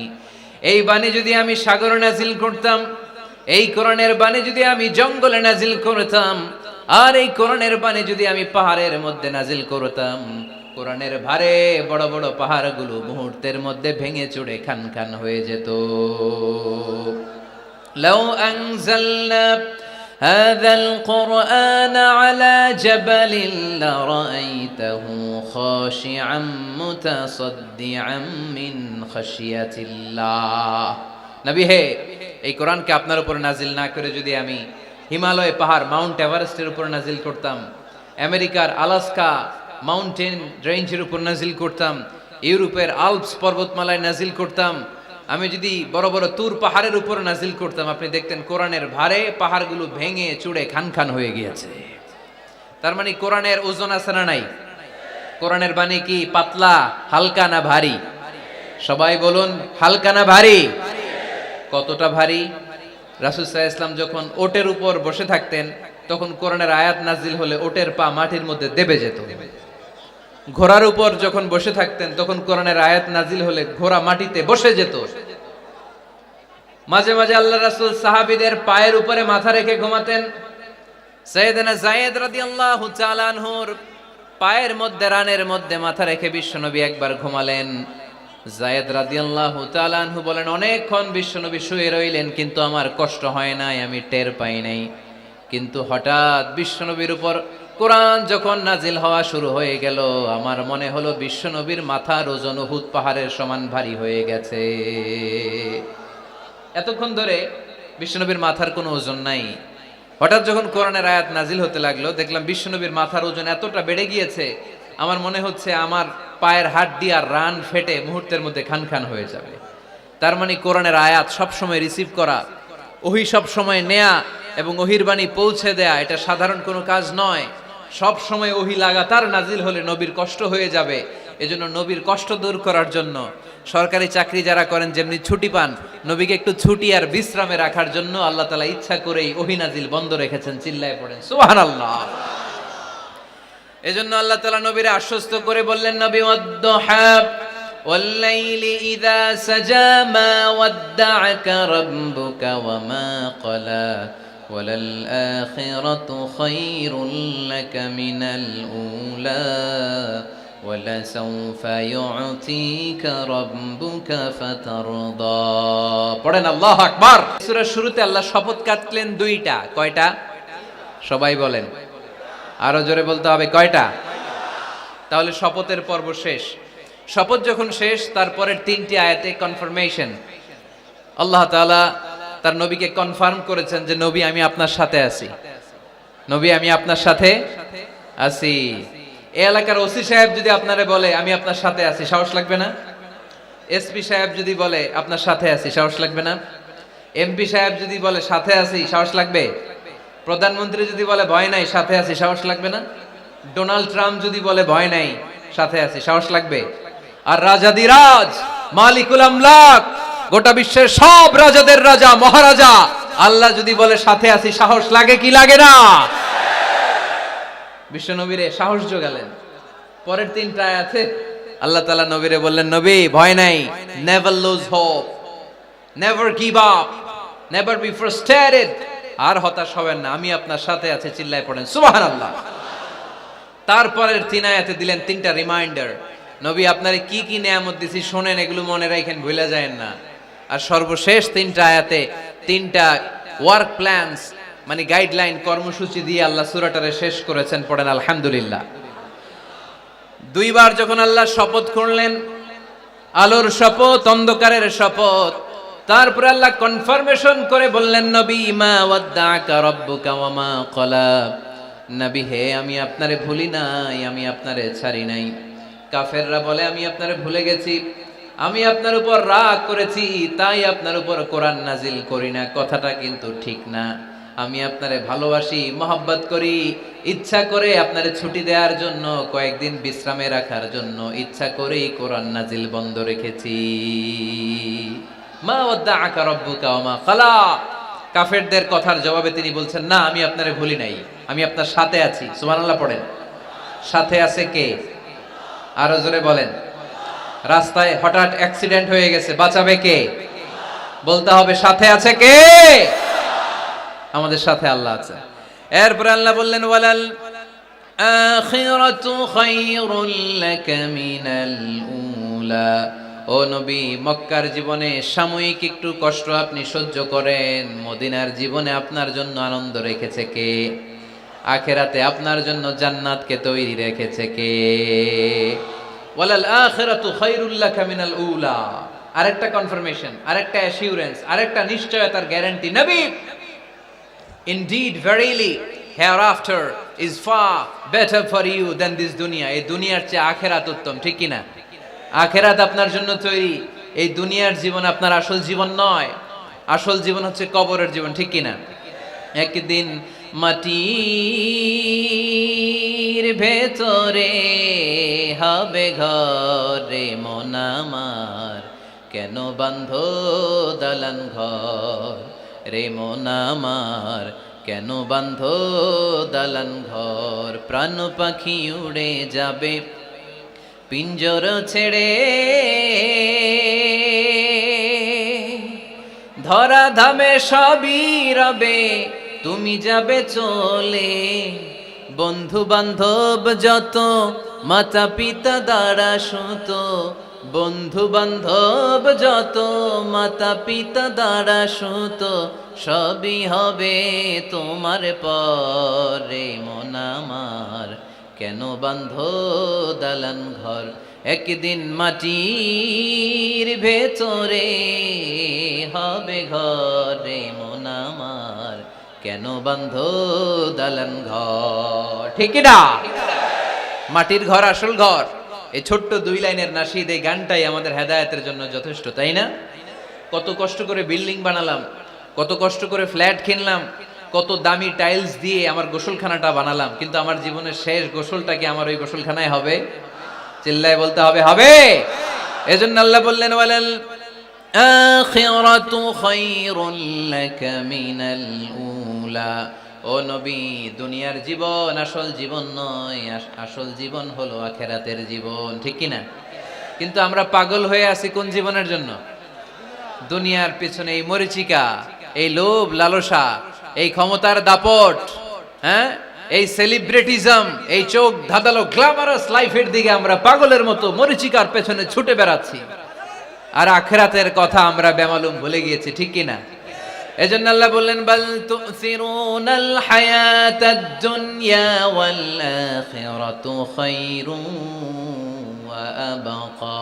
তোমরা দুনিয়ার জীবনকে বড্ড বেশি প্রাধান্য দাও, কিন্তু জেনে রেখো, মনে রেখো, দুনিয়া আসল নয়, আসল ঠিকানা হলো মুমিনের আখিরাত। 2 নম্বর কনফার্মেশন, ওয়ালাল আখিরাতু খায়রুল লাকা মিনাল উলা। নবী হে, আখিরাত আপনার জন্য রেডি। 3 নম্বর কনফার্মেশন, ওয়ালা সাউফা ইউতিকা রাব্বুকা ফাতারদা। নবী হে, অচিরেই এমন এমন জিনিস আমি আপনারে দেব, এগুলো পেয়ে আপনি খুশি হয়ে যাবেন। সুবহানাল্লাহ পড়েন। Verily I'm gonna give you something that will make you happy. এমন এমন জিনিস আমি আপনার জীবনে দেব, এগুলো পেয়ে আপনি খুশি হবেন। নবী, আপনি হতাশ হবেন না, নবী আপনি নিরাশ হবেন না, নবী আপনি হাল ছাড়বেন না। আরে আমি তো আপনার সাথে আছি। সাথে আছে কে? বিপদে পড়লে বলবেন আমার সাথে আছে কে? রক্ষা করবে কে? বাঁচানোর মালিক একজন। চিল্লায় বলো, তিনি কে? পারবেন, পারবেন, বলতে পারবেন? কি বলবেন? সাথে আছে কে? আমাদের সাথে থাকে কে? এটাই আমাদের ভরসা, এটাই আমাদের বিজয়ের মাধ্যম, বিজয়ের গোপনতম রহস্য। ওয়ালা সাউফা ইউতিকা রাব্বুকা ফাতারদা। নবী হে, অচিরেই এত এত জিনিস আমি আপনারে দেব, আপনি খুশি হয়ে যাবেন। সুবহানাল্লাহ পড়েন। যেখানেই নবীর মন খারাপ, সেখানেই আল্লাহ তাআলা এমন কিছু নবীকে হাজির করে দেন, ওইটা পেয়ে নবী খুশি হয়ে যায়। কারণ নবী হচ্ছেন আল্লাহর বন্ধু, হাবিবুল্লাহ। ইব্রাহিম আলাইহিস সালাম, উনি ছিলেন খলিলুল্লাহ। ইব্রাহিম আলাইহিস সালাম আল্লাহর কি ছিলেন? কথা বলেন, খলিলুল্লাহ। আর আল্লাহ রাসূল সাল্লাল্লাহু আলাইহি ওয়াসাল্লাম হাবিবুল্লাহ। খলিল মানেও বন্ধু, হাবিব মানেও বন্ধু। খলিল মানে এমন বন্ধু যেই বন্ধু আল্লাহরে খুশি করার জন্য কাজ করে। আর হাবিব মানে এমন বন্ধু যেই বন্ধুরে খুশি রাখার জন্য আল্লাহ নিজেই কাজ করে। আল্লাহ রাসূল সাল্লাল্লাহু আলাইহি ওয়াসাল্লাম হচ্ছেন হাবিবুল্লাহ। আল্লাহ রাসূল সাল্লাল্লাহু আলাইহি ওয়াসাল্লাম কি? হাবিবুল্লাহ। যেখানেই আল্লাহ রাসূল সাল্লাল্লাহু আলাইহি ওয়াসাল্লামের মন খারাপ, আল্লাহ রাসূল সাল্লাল্লাহু আলাইহি ওয়াসাল্লামের মন ভালো করে দেয় কে? আল্লাহ রাসূলের মন ভালো করে দেওয়ার দায়িত্ব স্বয়ং নিয়েছে কে? মক্কায় আল্লাহ রাসূল সাল্লাল্লাহু আলাইহি ওয়াসাল্লামের মন খারাপ। মক্কার দাওয়াতি কাজ বেগবান করার জন্য আল্লাহ রাসূল সাল্লাল্লাহু আলাইহি ওয়াসাল্লাম কেঁদে কেঁদে আল্লাহর কাছে দোয়া করলেন, আল্লাহ মক্কার দুইজনের একজন যেন কালিমা পড়ে মুসলমান হয়ে যায়। তাহাজ্জুদের নামাজ পড়ে চোখের পানি ছেড়ে ছেড়ে আল্লাহর কাছে দোয়া করলেন, আল্লাহ আল্লাহুম্মা আইজ্জাল ইসলাম বি আহাব্বির রাজুলাইনি ইনদাক। আল্লাহ মক্কার দুইজনের একজনকে আমি চাই, দুইজনের একজন। আবি জাহাল ইবনে হিশাম, হিশামের বেটা আবু জাহেল, অথবা ওমর ইবনুল খাত্তাব, খাত্তাবের বেটা ওমর। আল্লাহ হয় আবু জাহেলরা আপনি ইসলামের ছায়াতলে আনেন, কিংবা ওমরে ফারুককে আনেন। আল্লাহ কার জন্য দোয়াটা কবুল করেছে? জোরে বলেন। তার কয়েকদিন পরে বিষ্ণু ঈসা ইসলাম আরকাম ইবনে দারিল আরকামের ঘরে বসে লুকিয়ে লুকিয়ে দাওয়াত দিচ্ছিলেন। ইন দ্য মিন টাইম ওমরে ফারুক নাঙ্গা তরোয়ার নিয়ে বিশ্বনবীর মাথা কাটার জন্য ছুটে আসলেন। সাহাবারা বললেন, নবী আপনি পালান, নবী আপনি পালান, ওমরে ফারুক আপনাকে হত্যার জন্য ছুটে এসেছে। বিশ্বনবী বললেন, তোমরা সরে যাও, দরজাটা খুলে দাও। আমার তো মনে হচ্ছে ওই যে তাহাজ্জুদের রাতে আমি দোয়া করেছিলাম, আজকে ওই দোয়া আল্লাহ কবুল করতে শুরু করেছে। সাইয়েদনা ওমরে ফারুক তখনও কালিমা পড়েন নাই। দৌড়ে এসে আরকাম ইবনে আবিল আরকামের ঘরের ভেতরে ঢুকে তলোয়ারটা জমিনের মধ্যে রেখে দিয়ে আওয়াজ করে আঙ্গুল তুলে বলতে আরম্ভ করলেন, আশহাদু আল্লা ইলাহা ইল্লাল্লাহ ওয়া আশহাদু আন্না মুহাম্মাদার রাসূলুল্লাহ। সুবহানাল্লাহ পড়ে কালিমা পড়ে মুসলমান হয়ে গেছে। বিশ্বনবী খুশি হয়ে গেলেন। ওয়ালা সাউফা ইউতিকা রাব্বুকা ফাতারদা। নবী যখনই আপনার মন খারাপ, আপনার মনকে আমি ভালো করে দিব, আপনারে খুশি করে দিব, চিল্লায় পড়তে হবে আল্লাহু আকবার। বিশ্বনবীর মন খারাপ ছিল। হঠাৎ সাইয়েদনা ওমরে ফারুকের ইসলাম গ্রহণের মধ্য দিয়ে বিশ্বনবীর মন ভালো করে দিল কে? আল্লাহ মন ভালো করে দিলেন। এবার ওমরে ফারুক বললেন, ইয়া রাসূলুল্লাহ, এই যে কোরআনের বাণী আপনি প্রচার করেন, আলাইসাল কোরআনু কিতাবুন হক, কোরআন কি সত্য কিতাব নয়? আপনারা আওয়াজ করে বলেন তো, আমাদের কোরআন কি সত্য কিতাব নয়? ইসলাম কি সত্য ধর্ম নয়? আল্লাহ কি আমাদের সঠিক রব নয়? তিনটা প্রশ্ন করলেন বিশ্বনবীকে। আপনাদের মতোই বিশ্বনবী বললেন, হ্যাঁ কোরআনও সত্য, ইসলামও সত্য, আল্লাহও সত্য। এবার ওমরে ফারুক বললেন, ফাফিমাল ইখতিফা, নবী তাহলে লুকিয়ে লুকিয়ে দাওয়াত দেন কেন? লুকিয়ে লুকিয়ে ঘরের ভিতরে কোরআন পড়েন কেন? আজকে থেকে আমি ওমর আপনার সাথে আছি। সুবহানাল্লাহ বলতে পারলেন না মজা করে? আমি ওমর আছি, দেখি কে আপনারে কি করে। বের হন ঘর থেকে। ঘর থেকে বের হয়ে প্রকাশ্যে দাওয়াত দেন। বিশ্বনবী বললেন, না ওমর, এটা মাক্কি জীবন, এখানে গোপনে দাওয়াত দিতে হবে। ওমরে ফারুক বললেন, নবী তাহলে আমাকে একটা মিছিলের অনুমতি দেন। কিসের অনুমতি? আপনাদের চুয়াডাঙ্গায় মিছিল টিছিল হয় নাকি? হয় হয়। বিশ্বনবী বললেন, যাও, ঠিক আছে, মিছিলের অনুমতি দিলাম। মোট 11 জন তিনি পেলেন। হাতে গোনা অল্প কয়েকজন লোক কালিমা পড়ে মুসলমান হয়েছে। 11 জনকে নিয়ে ওমরে ফারুক 2 লাইন বানালেন, পেছনে 6 জন, সামনে 5 জন। দ্বিতীয় লাইনের নেতা বানালেন বিশ্বনবীর চাচা হামজা ইবনে আব্দুল মুত্তালিবকে। প্রথম লাইনের নেতা হলেন ওমরে ফারুক নিজেই। তারপরে এক বাক্যের একটা ভাষণ দিলেন। কয় বাক্যের? তিনি বললেন, মান আরাদা আন তাসকুলা উম্মু ইয়াতামা ওয়ালাদু তারমিলা যাওজাতুহু ফালিয়াসুদ্দানি। ওমরে ফারুক মিছিলের সামনে দাঁড়িয়ে মক্কাবাসীদেরকে শোনানোর জন্য বললেন, উদ্দেশ্য করে বললেন, কে আছো, কে আছো, মান আরাদা আন তাসকুলা উম্মু, কে আছো মায়ের বুক খালি করতে চাও, কে আছো সন্তানগুলোর ইয়াতিম বানাতে চাও, কে আছো মক্কায় স্ত্রীদেরকে বিধবা করতে চাও, বুকের পাটা থাকলে আমি ওমরের সামনে এসে দাঁড়াও। কেউ সামনে আসতে পারে নাই। ওমরে ফারুক স্লোগান তুললেন, আল্লাহু আকবার, আল্লাহু আকবার, আল্লাহু আকবার। আল্লাহু আকবার স্লোগান আর কেউ শোনে নাই।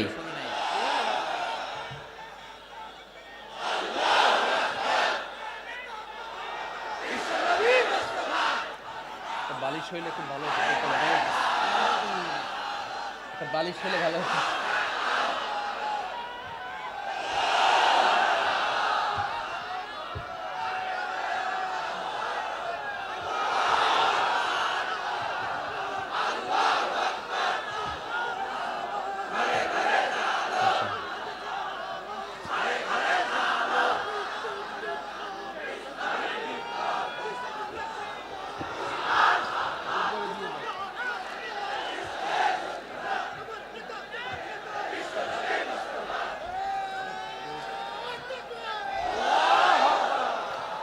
ওমরে ফারুক বললেন, কে আছো মায়ের বুক খালি করতে চাও? কে আছো সন্তানগুলোরে এতিম বানাতে চাও? কে আছো স্ত্রীকে বিধবা বানাতে চাও? ফালিয়া সুদ্দানি, বুকের পাটা থাকলে সামনে এসে ঠেকাও।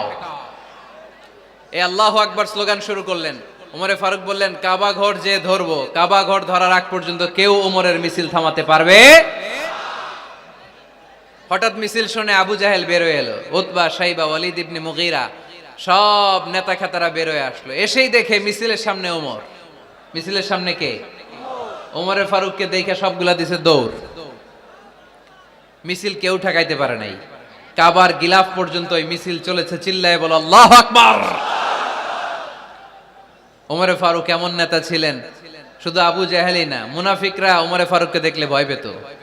এমনকি শয়তান, ইবলিস শয়তান ওমরে ফারুককে দেখলে আরেক রাস্তা দিয়ে হাঁটতো।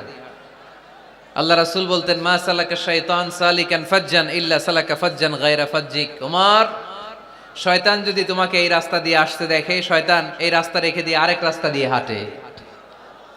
আবার আল্লাহ রাসূল সাল্লাল্লাহু আলাইহি ওয়াসাল্লাম বলেছেন, লা নাবিয়্যা বা'দি ওয়ালা রাসূলা, আমার পরে কোনো নবীও নাই, কোনো রাসূলও নাই, তবে লাউ কানা বা'দি নাবিয়্যুন লাকানা উমর, আমার পরে যদি নবী হওয়ার যোগ্যতা কারো থাকে, আমার সাহাবী ওমরের সেই যোগ্যতা আছে। পড়েন সুবহানাল্লাহ। প্রভু তুমি বলেছো রাসূল দেবে না, বলনি দেবে না ওমর, বলনি দেবে না হামজা তারি, খালিদ বিজয় সমর। প্রভু তুমি বলেছো রাসূল দেবে না, বলনি দেবে না ওমর, বলনি দেবে না হামজা তারি, খালিদ বিজয় সমর। প্রভু তুমি বলেছো রাসূল দেবে না। সুবহানাল্লাহ পড়েন। ওমরে ফারুক, ওরকম একটা ওমরের দরকার বাংলাদেশে, চিল্লায় বলেন ঠিক কিনা? ওই একটা ওমর যদি বাংলাদেশে থাকতো, টেন্ডারবাজি একদিনে বন্ধ হয়ে যেত। ওই এক ওমরে ফারুক যদি বাংলার জমিনে থাকতো, চাঁদাবাজি থাকতো না, নুসরাতের মতো কোনো মেয়েকে ধর্ষিত হওয়া লাগতো না, পেঁয়াজের দাম বাড়িয়ে সাধারণ মানুষের কষ্ট দেওয়ার সাহস কেউ করতো না, লবণের মতো নিত্য প্রয়োজনীয় জিনিসের দাম বাড়ানোর গুজব তোলার মতো সাহস কেউ পেত না। চিল্লায় বলো ঠিক কিনা? কোটি কোটি টাকার নোট ছিঁড়ে ছিঁড়ে কেউ পানির মধ্যে ফেলার সাহস তুলতো না। চিল্লায় বলো ঠিক কিনা? এক লোক তার স্ত্রীকে 100 তালাক দিল। কয় তালাক? আরো জোরে বলেন। এবার স্ত্রী এসে বিচার দিল, ওমরে ফারুক, আমার স্বামী আমার 100 তালাক দিছে। ওমরে ফারুক বলেন, ঘটনা কি? তালাক দিবে 3 তালাক, তোমার স্বামী তোমার 100 তালাক দেয় কেন? স্বামীরে ডেকে নিয়ে আস। ডেকে নিয়ে আসা হলো, জিজ্ঞেস করা হলো, কিরে কয় তালাক দিলি? কয় 100 তালাক। ওমরে ফারুক বললেন, তালাক দিবা 3টা, 100 তালাক দিলা কেন? স্বামী বলে, মেজাজ খুব গরম আছিল। মেজাজ, আমাদের মাঝে মাঝে মেজাজ গরম থাকে না? সব তালাক দিয়ে ফেলায়, তুই তালাক, তোর মাও তালাক। কত বড় ডাকাইত, বউরেও তালাক দেয়, শাশুড়িরও তালাক মারে। আছে না নাই? আলহামদুলিল্লাহ, চুয়াডাঙ্গা এরকম নাই। ওমরে ফারুক বললেন, দিবা 3 তালাক, 100 তালাক দিলা কেন? সে বলে, ওমরে ফারুক মেজাজ গরম ছিল। ওমরে ফারুক বললেন, তাই মেজাজ গরম ছিল? ঠিক আছে, আমি বিচার করতেছি। 3 তালাকে তোর বউ তালাক, বাকি 97 তালাক তোর পিঠের উপরে পড়বে। এরকম বিচার যদি বাংলার জমিনে থাকতো, কেউ আর এরকম ইসলামের কোনো বিষয় নিয়ে কথা বলার, ধৃষ্টতা দেখানোর সাহস পেত? কোরআনকে গালি দেওয়ার সাহস পেত? আমার নবীর নামে কার্টুন বানানোর সাহস পেত? আমার নবীকে নিয়ে ফিল্ম বানানোর সাহস পেত? বিশ্ব নবীকে গালি দেওয়ার সাহস পেত? ইসলাম নিয়ে কটু কথা বলার সাহস পেত? আমরা সব বিষয়ে কথা শুনতে রাজি। আমার নবীরে গালি দিলে খবর আছে না নাই? আমার নবীর দিকে যদি কেউ বা হাত তুলে তাকায়, ওই বা হাত কেমন করে ভেঙে দিতে হয় সেটাও আমরা জানি। চিল্লায় বলো ঠিক কিনা? ইসলামের বিরুদ্ধে যদি কথা বলে, ওইটা আমরা সহ্য করি না। চিল্লায় বলেন ঠিক কিনা? আমার নবীরে গালি দিলে, আমার কোরআনকে গালি দিলে, আমার আল্লাহরে গালি দিলে, আমার ইসলামকে গালি দিলে আমাদের কলিজায় আগুন ধরে কি ধরে না? নবীকে গালি দিলে কলিজায় আগুন লাগে, কোরআনকে গালি দিলে কলিজায় আগুন লাগে। কার কার কলিজায় আগুন লাগে হাত তুলে আল্লাহর দেখা।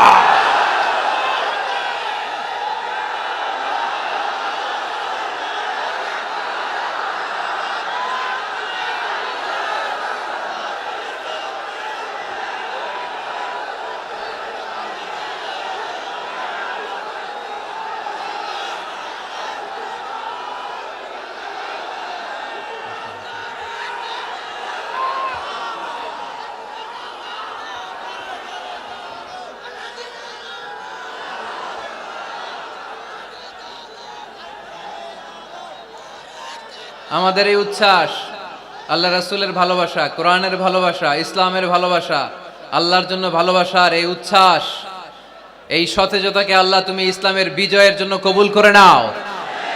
আমরা একটা ওমরের অপেক্ষায়, চিল্লায় বলেন ঠিক কিনা? ওই ওমরের মতো একটা নেতা হলে বাংলাদেশ সোজা হয়ে যাবে, চিল্লায় বলেন ঠিক কিনা? ওই ইমাম মাহাদির অপেক্ষায় আমরা আছি। 7 বছরের ব্যবধানে, 9 বছরের ব্যবধানে গোটা বিশ্বকে সাম্য, মৈত্রী, ভালোবাসা দিয়ে তিনি এক করে ফেলবেন, চিল্লায় বলে ঠিক কিনা? আমরা সেই ইমাম মাহাদির অপেক্ষায়। একজন ওমরই পারে গোটা বিশ্বটারে শান্তি, সাম্য, মানবতা আর ভ্রাতৃত্বের বন্ধনে অটুট রাখতে। সে ওমরে ফারুক যখন ইসলাম ধর্ম গ্রহণ করলেন, বিশ্বনবীর পেরেশানি দূর করে দিল কে? এজন্য আল্লাহ বললেন, ওয়ালা সাউফা ইউতিকা রাব্বুকা ফাতারদা। ও নবী, অচিরে এমন কিছু আমি আপনারে দান করব, এগুলো পেয়ে আপনি খুশি হয়ে যাবেন। সুবহানাল্লাহ পড়েন। যেখানেই নবী পেরেশান, ওইখানেই নবীর মন ভালো করে দেয় কে? মক্কা থেকে 80 কিলোমিটার দূরে তায়েফের ময়দান। যারা হজ উমরা করেছেন তারা জানেন, প্রায় 80 কিলোমিটার দূর এই তায়েফের ময়দানে বিশ্বনবী পাহাড়ি পথ পাড়ি দিয়ে দাওয়াত দিতে গেলেন। তায়েফের লোকেরা কি নবীর দাওয়াতে সাড়া দিয়েছে? নবীকে পাথর মেরেছে, ঠিক কিনা? রক্তাক্ত করেছে তিনটা জায়গায়। কয় জায়গায়? বিশ্বনবীর চাইতে সুন্দর মানুষ পৃথিবীতে ছিল? বিশ্বনবীর চাইতে সুন্দর মানুষ বর্তমানে পৃথিবীতে আছে? আমার নবীর চাইতে সুন্দর কোন সুপুরুষ কিয়ামত পর্যন্ত দুনিয়ায় জন্মগ্রহণ করবে? সাদা ধবধবে স্বচ্ছ শুভ্র মানুষ, এত সুন্দর মানুষ যার নুরানি চেহারা দেখলে মানুষ কালিমা পড়ে মুসলমান হয়ে যেত। বিশ্বনবীর চেহারা দেখে কাফির মুশরিকেরা কালিমা পড়ে মুসলমান হতো। আমার নবীর চেহারার মতো সুন্দর শুভ্র সাবলীল মানুষ দুনিয়ার বুকে দ্বিতীয়টা ছিল না। আমার ওই পেয়ারা নবীর গায়ে পাথর মেরেছে তায়েফের ছেলেরা। আমার নবীকে তিনটা জায়গায় রক্তাক্ত করেছে, তারপরেও বিশ্বনবী তায়েফবাসীদের বদদুয়া দেয় নাই। খেয়ে না খেয়ে দিন প্রচারের কাজে নিজেকে দিয়েছ বিলিয়ে, তায়েফের কাফিরেরা চিনল না সে আলো, দুষ্ট ছেলেদের পিছু দিল লেলিয়ে। পাথরের আঘাতে ক্ষত বিক্ষত হয়ে সারা শরীর থেকে রক্ত ঝরে। এ রাসূল তোমাকে ভুলি আমি কেমন করে, হে রাসূল তোমাকে ভুলি আমি কেমন করে। হাজার ব্যথা বেদনার পরে ফিরে আসনি তুমি আপন ঘরে, দিনের আলো তুমি ছড়িয়ে দিতে চলে গেলে মদিনায় মক্কা ছেড়ে।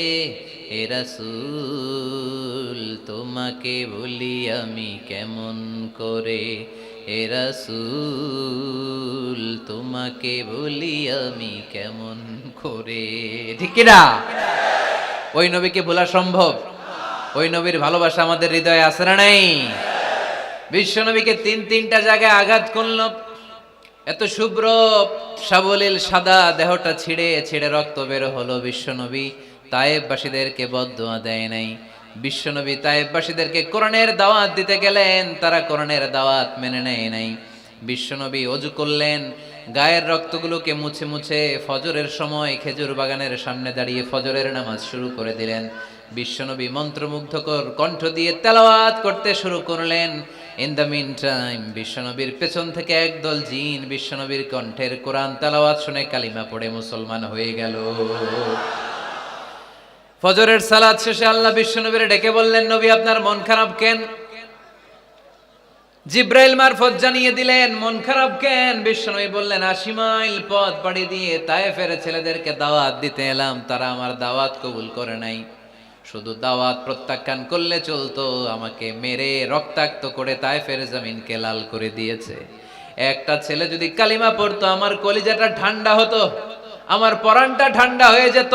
একটা ছেলেও কালিমা পড়ে নাই, পাথর মেরে আমারে রক্তাক্ত করেছে। কি ছিল আমার অপরাধ? ওদেরকে জাহান্নামের আগুন থেকে বাঁচানোর জন্য আমি তায়েফে এসেছি, একটা লোক আমার ডাকে সাড়া দেয় নাই। বিশ্বনবীর মন খারাপ। আল্লাহ ডেকে বললেন, নবী মন খারাপ করবেন না, হতাশ হবেন না। আপনি জানেন না, আপনি দেখেন নাই, আমি আল্লাহ দেখেছি। আপনি যখন দাঁড়িয়ে দাঁড়িয়ে ফজরের নামাজের তেলাওয়াত করছিলেন, আপনার সুমধুর কণ্ঠের তেলাওয়াত শুনে একদল জিন কালিমা পড়ে মুসলমান হয়েছে। সামি'না কুরআনান আজাবা ইয়াহদি ইলার রুশদি ফাআমান্না বি। বিশ্বনবী যখন কালামুল্লাহ মাজিদ থেকে দাঁড়িয়ে দাঁড়িয়ে তেলাওয়াত করছিল, জিন জাতি বিশ্বনবীর কণ্ঠের তেলাওয়াত শুনে পাগল হয়ে গেল। জিনেরা এরকম বাক্য শুনে নাই এর আগে। জিনেরা মিলাই, কিরে এটা তো কোনো মন্ত্র না। জিনেরা মিলাই, কিরে এটা তো কবিতা না। এত সুন্দর কথা কার বাণী? এটা আল্লাহর বাণী ছাড়া অন্য কোনো বাণী হতে পারে না।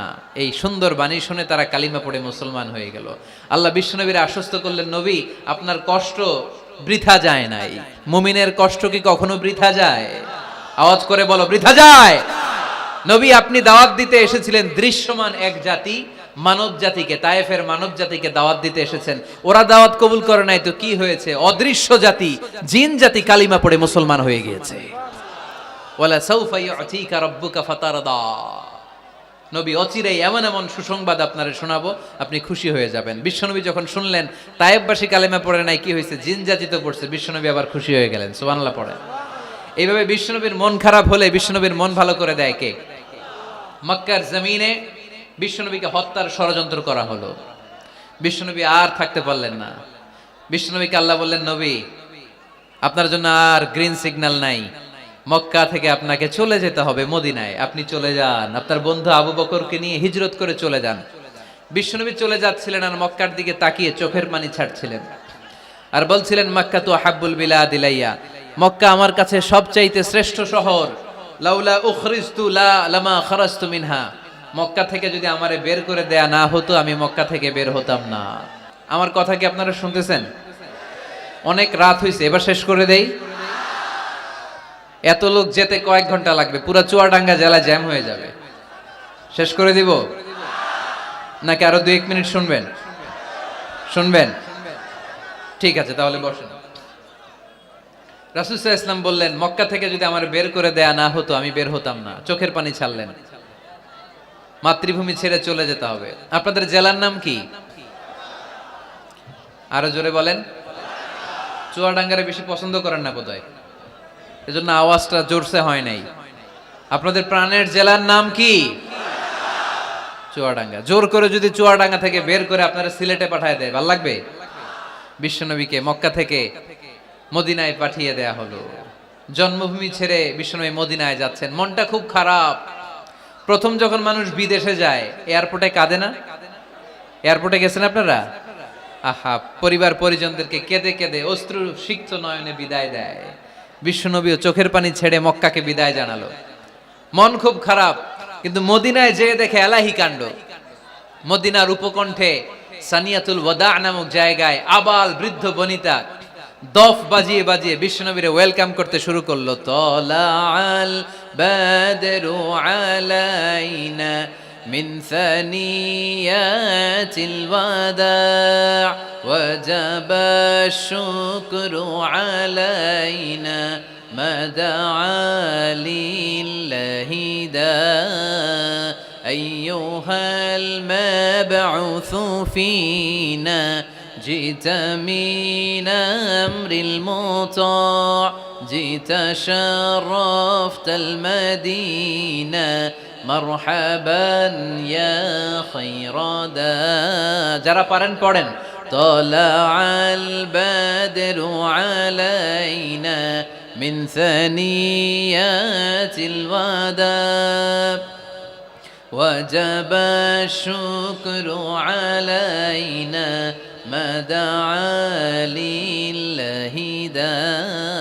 পড়েন না আল্লাহু আকবার। এই বিশাল জনসমুদ্র দেখে তলাল বাদরু আলাইনা আর দফ বাজাতে বাজাতে নবীকে ওয়েলকাম ইন রিসিপশন দেয়া হলো। এই মদিনার মানুষের ভালোবাসা দেখে মক্কা থেকে যে তিনি চোখের পানি ছেড়ে বিদায় নিয়েছেন, এই দুঃখের কথা বিশ্বনবী ভুলে গেলেন। বিশ্বনবীর মনকে আবার খুশি করে দিল কে? সুবহানাল্লাহ কইতে পারলেন না? ওয়ালা সাউফা ইউতিকা রাব্বুকা ফাতারদা, নবী অচিরেই এমন জিনিস আপনাকে আমি দান করব, আপনি খুশি হয়ে যাবেন। আবার বিশ্বনবী শুনতে পেলেন ওনার আগের পয়গম্বরদের বয়স ছিল কারো 1000 বছর, কেউ হায়াত পেত 2000 বছর, কেউ পেত 1500 বছর, তাদের উম্মতের মধ্য থেকে কেউ বাঁচত 800 বছর 700 বছর। বিশ্বনবী মনে মনে দুঃখ পেতে শুরু করলেন, হায় হায় আমার উম্মতের গড় বয়স এত কম, আগের উম্মতেরা হায়াত পেয়েছে বেশি, ইবাদত করার সুযোগও পেয়েছে বেশি, আমার গুনাহগার উম্মতেরা হায়াত পাবে কম, তাই ইবাদতের সুযোগও তাদের কম। ঠিক কি না? আল্লাহ রাসূল সাল্লাল্লাহু আলাইহি ওয়াসাল্লাম ফরমান, আমার উম্মতি মা বাইনা আসিত্তিন ইলা 70, আমার উম্মতের গড় বয়স 60 থেকে 70, 60 থেকে 70 এর মধ্যে আমার উম্মতের বেশিরভাগ লোক মারা যাবে। ওয়া আকাল্লুহুম মান ইয়াজুযু যালিক, হাতে গোনা অল্প কয়েকজনই 70 এর বেশি হায়াত পাবে। আপনাদের চুয়াডাঙ্গার কি অবস্থা, কত হায়াত পায় মানুষ? 80 বছর বয়স পেয়েছেন এরকম কেউ আছে নাকি আজকের মাহফিলে? 80 বছরের মুরব্বী কেউ আছেন? নাই। 70 বছর হায়াত পেয়েছেন কেউ আছে? হ্যাঁ আছে, আছে। 60 বছর বয়স আছে? 60 বছর আছেন। 50 আছে কার কার দেখি? 50। টরিক ভাইয়ের বয়স কত? শহীদ ভাই বয়স কত চলে? 50। মাশাআল্লাহ, আরো 50 বছর আল্লাহ বাঁচায় রাখুক। সবাই পড়ি আমিন। তো রাসূল সাল্লাল্লাহু আলাইহি ওয়াসাল্লাম চিন্তিত হলেন, হায় রে, আগের উম্মতেরা হায়াত পাইতো 1000 বছর 1500 বছর, আমার উম্মত 60 থেকে 70 এর মধ্যে সব মরে যাবে, ওরা ইবাদত করার সুযোগ পেয়েছে বেশি, আমার উম্মতের কি হবে? সুবহানাল্লাহ কইবেন না?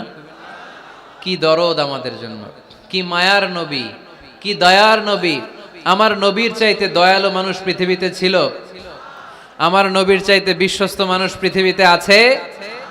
আহমদ বড় বিশ্বস্ত, সে কোন বন্ধু বলো বেশি বিশ্বস্ত, সে কোন বন্ধু বলো বেশি বিশ্বস্ত, কার কাছে মন খুলে দেয়া যায়, কার কাছে প্রাণ খুলে দেয়া যায়, হওয়া যায় অতি আশ্বস্ত, তার নাম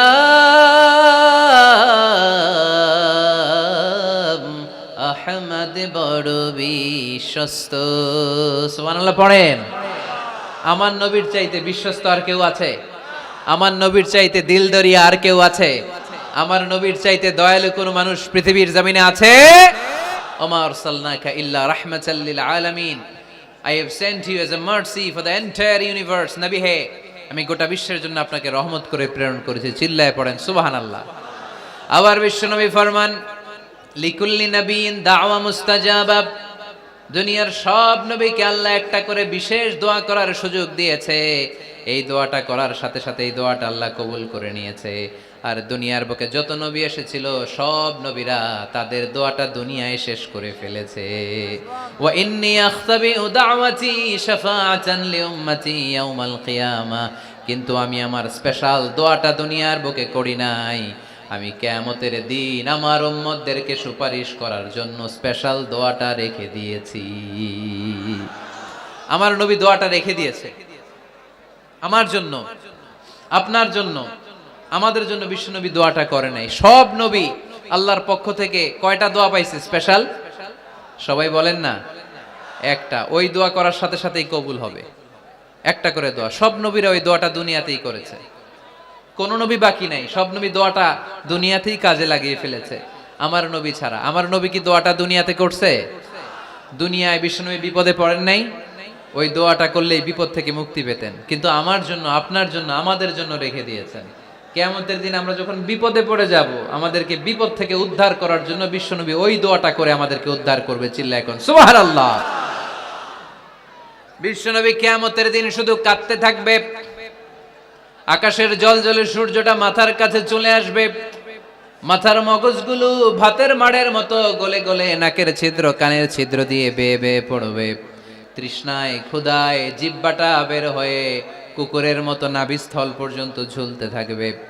জমিনটারে তামার জমিন বানিয়ে দেয়া হবে, সবাই শুধু বলবে ইয়া নাফসি, আল্লাহ তুমি আমারে বাঁচাও। অলিরা বলবে ইয়া নাফসি, শহীদরা বলবে ইয়া নাফসি, নবীরা বলবে ইয়া নাফসি, উম্মত বলবে ইয়া নাফসি। সবাই বলবে আল্লাহ তুমি আমারে বাঁচাও, আল্লাহ তুমি আমারে বাঁচাও, আল্লাহ তুমি আমারে বাঁচাও। ঠিক ওই মুহূর্তে বিশ্বনবী পিয়ারা নবী মাকামে মাহমুদে সেজদায় পড়ে কাঁদবে। তিনি ইয়া নাফসি না বলে চিৎকার করে কেঁদে কেঁদে বলবে উম্মতি উম্মতি রবলি হাবলি উম্মতি, ও রব আমার উম্মতকে তুমি বাঁচাও। পুরো কিয়ামত জুড়ে চিৎকার ইয়া নাফসি, আল্লাহ আমারে বাঁচাও। বিশ্বনবী বলবে ইয়া উম্মতি, আল্লাহ উম্মতরে বাঁচাও। সুবহানাল্লাহ পড়বেন না? বিশ্বনবী মাথা তুলবেন না। রব্বুল আলামিন সাইয়েদনা জিবরাইল আলাইহিস সালামকে পাঠাবেন, জিবরাইল যাও নবীকে জিজ্ঞেস করো ইয়া নবী আল্লাহি মা ইউবকি, কেন আপনি কাঁদেন?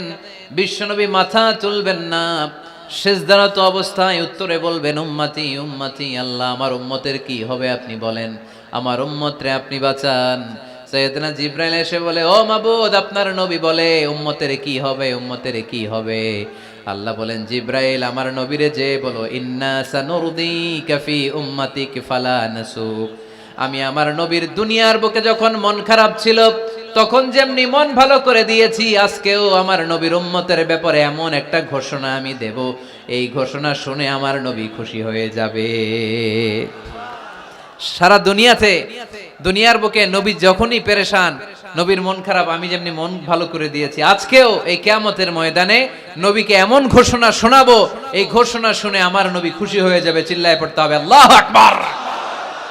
আল্লাহ তখন বলবে নবী মাথা তোলেন, মাথা তোলেন, ইরফা রাসাক, নবী মাথা তোলেন, সাল তুতা, আপনার কান্না আমার সহ্য হয় না, সাল তুতা, যা চাবেন তাই দেব।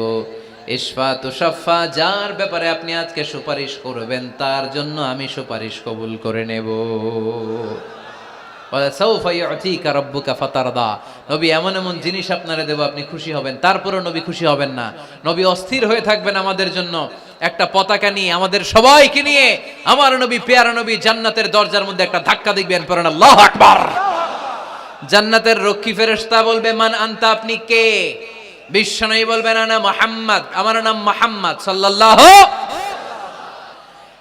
মুহাম্মদ শোনার পরে গার্ড অফ অনার দিয়ে বিশ্বনবীর জন্য জান্নাতের বিশাল দরজাগুলো খুলে দেয়া হবে। আর জান্নাতের ফেরেশতারা বলবে নবী গো, জান্নাত সৃষ্টির পর থেকে আজ পর্যন্ত আমরা দাঁড়িয়ে আছি, কবে আপনি জান্নাতে ধাক্কা মারবেন আর আপনার জন্য জান্নাতের দরজা খুলে দেব। আপনার আগে যেন কারো জন্য জান্নাতের দরজা খোলা না হয়, এ ব্যাপারে আমাদেরকে কঠোর নির্দেশনা দিয়েছে কে? বিশ্বনবী লক্ষ লক্ষ কোটি কোটি উম্মতে মুহাম্মাদিকে নিয়ে সেদিন জান্নাতের ভেতরে যখন ঢুকবেন তখন বিশ্বনবীর মনটারে খুশি করে দিবে কে? ওয়ালা সাউফা ইউতিকা রাব্বুকা ফাতারদা, নবী হে এমন এমন জিনিস আপনারে আমি দান করব, আপনি খুশি হয়ে যাবেন।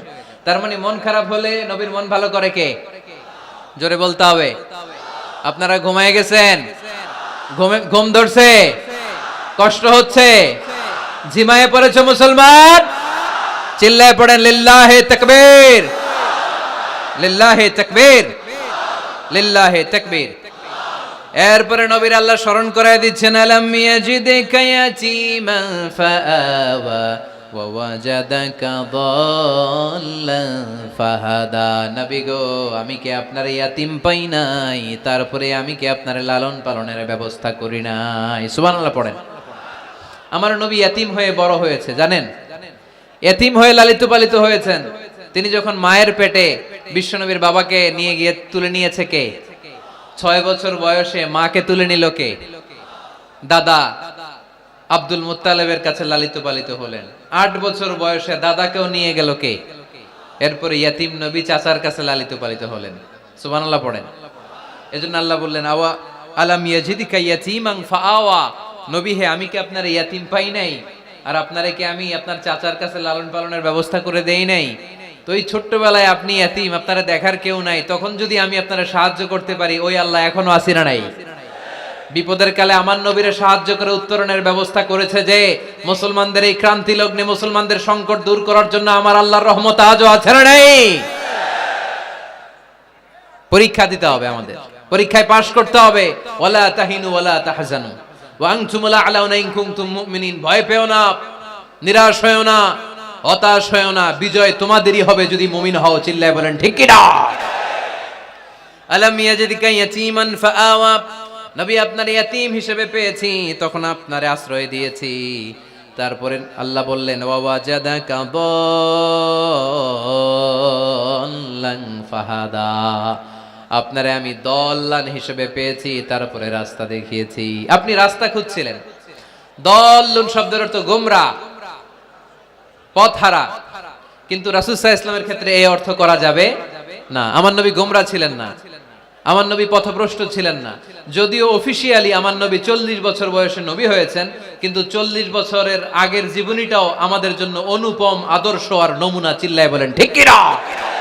40 বছর আগেও নবী সত্য কথা বলতেন, 40 বছর আগে তিনি দান করতেন, নবী হওয়ার আগেও তিনি আত্মীয়দের সাথে সুসম্পর্ক রাখতেন, মানুষের বোঝা বইয়ে দিতেন। সত্য যেখানে বিপন্ন, সাহসী সৈনিক হয়ে বিশ্বনবী দাঁড়িয়ে যেতেন। চিল্লায় এখন ঠিক কি না?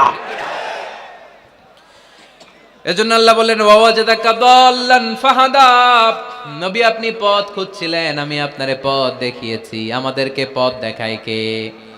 রাসূল সাল্লাল্লাহু আলাইহি ওয়াসাল্লাম মহাসত্যের অনুসন্ধান করছিলেন। দল্লান অর্থ এখানে পথহারা পথিকের মতো আপনি খুঁজছিলেন, কই যাবেন, ডানে না বায়ে। মাঝে মাঝে আমাদের এরকম হয় না, চুয়াডাঙ্গা থেকে কুষ্টিয়া কি এই রাস্তায় যায় না এইটায় যায়, বুঝতে পারতেছি না তো। অনেক রাতে যদি রওনা দেন, কেউ বলারও নাই, দেখা দেওয়ার মতো কেউ নাই, বাজার টাজার বন্ধ, মাঝে মাঝে আমরা ঝামেলায় পড়ে যাই। আমরা যারা বক্তা, আমরা ঝামেলায় পরিবেশ।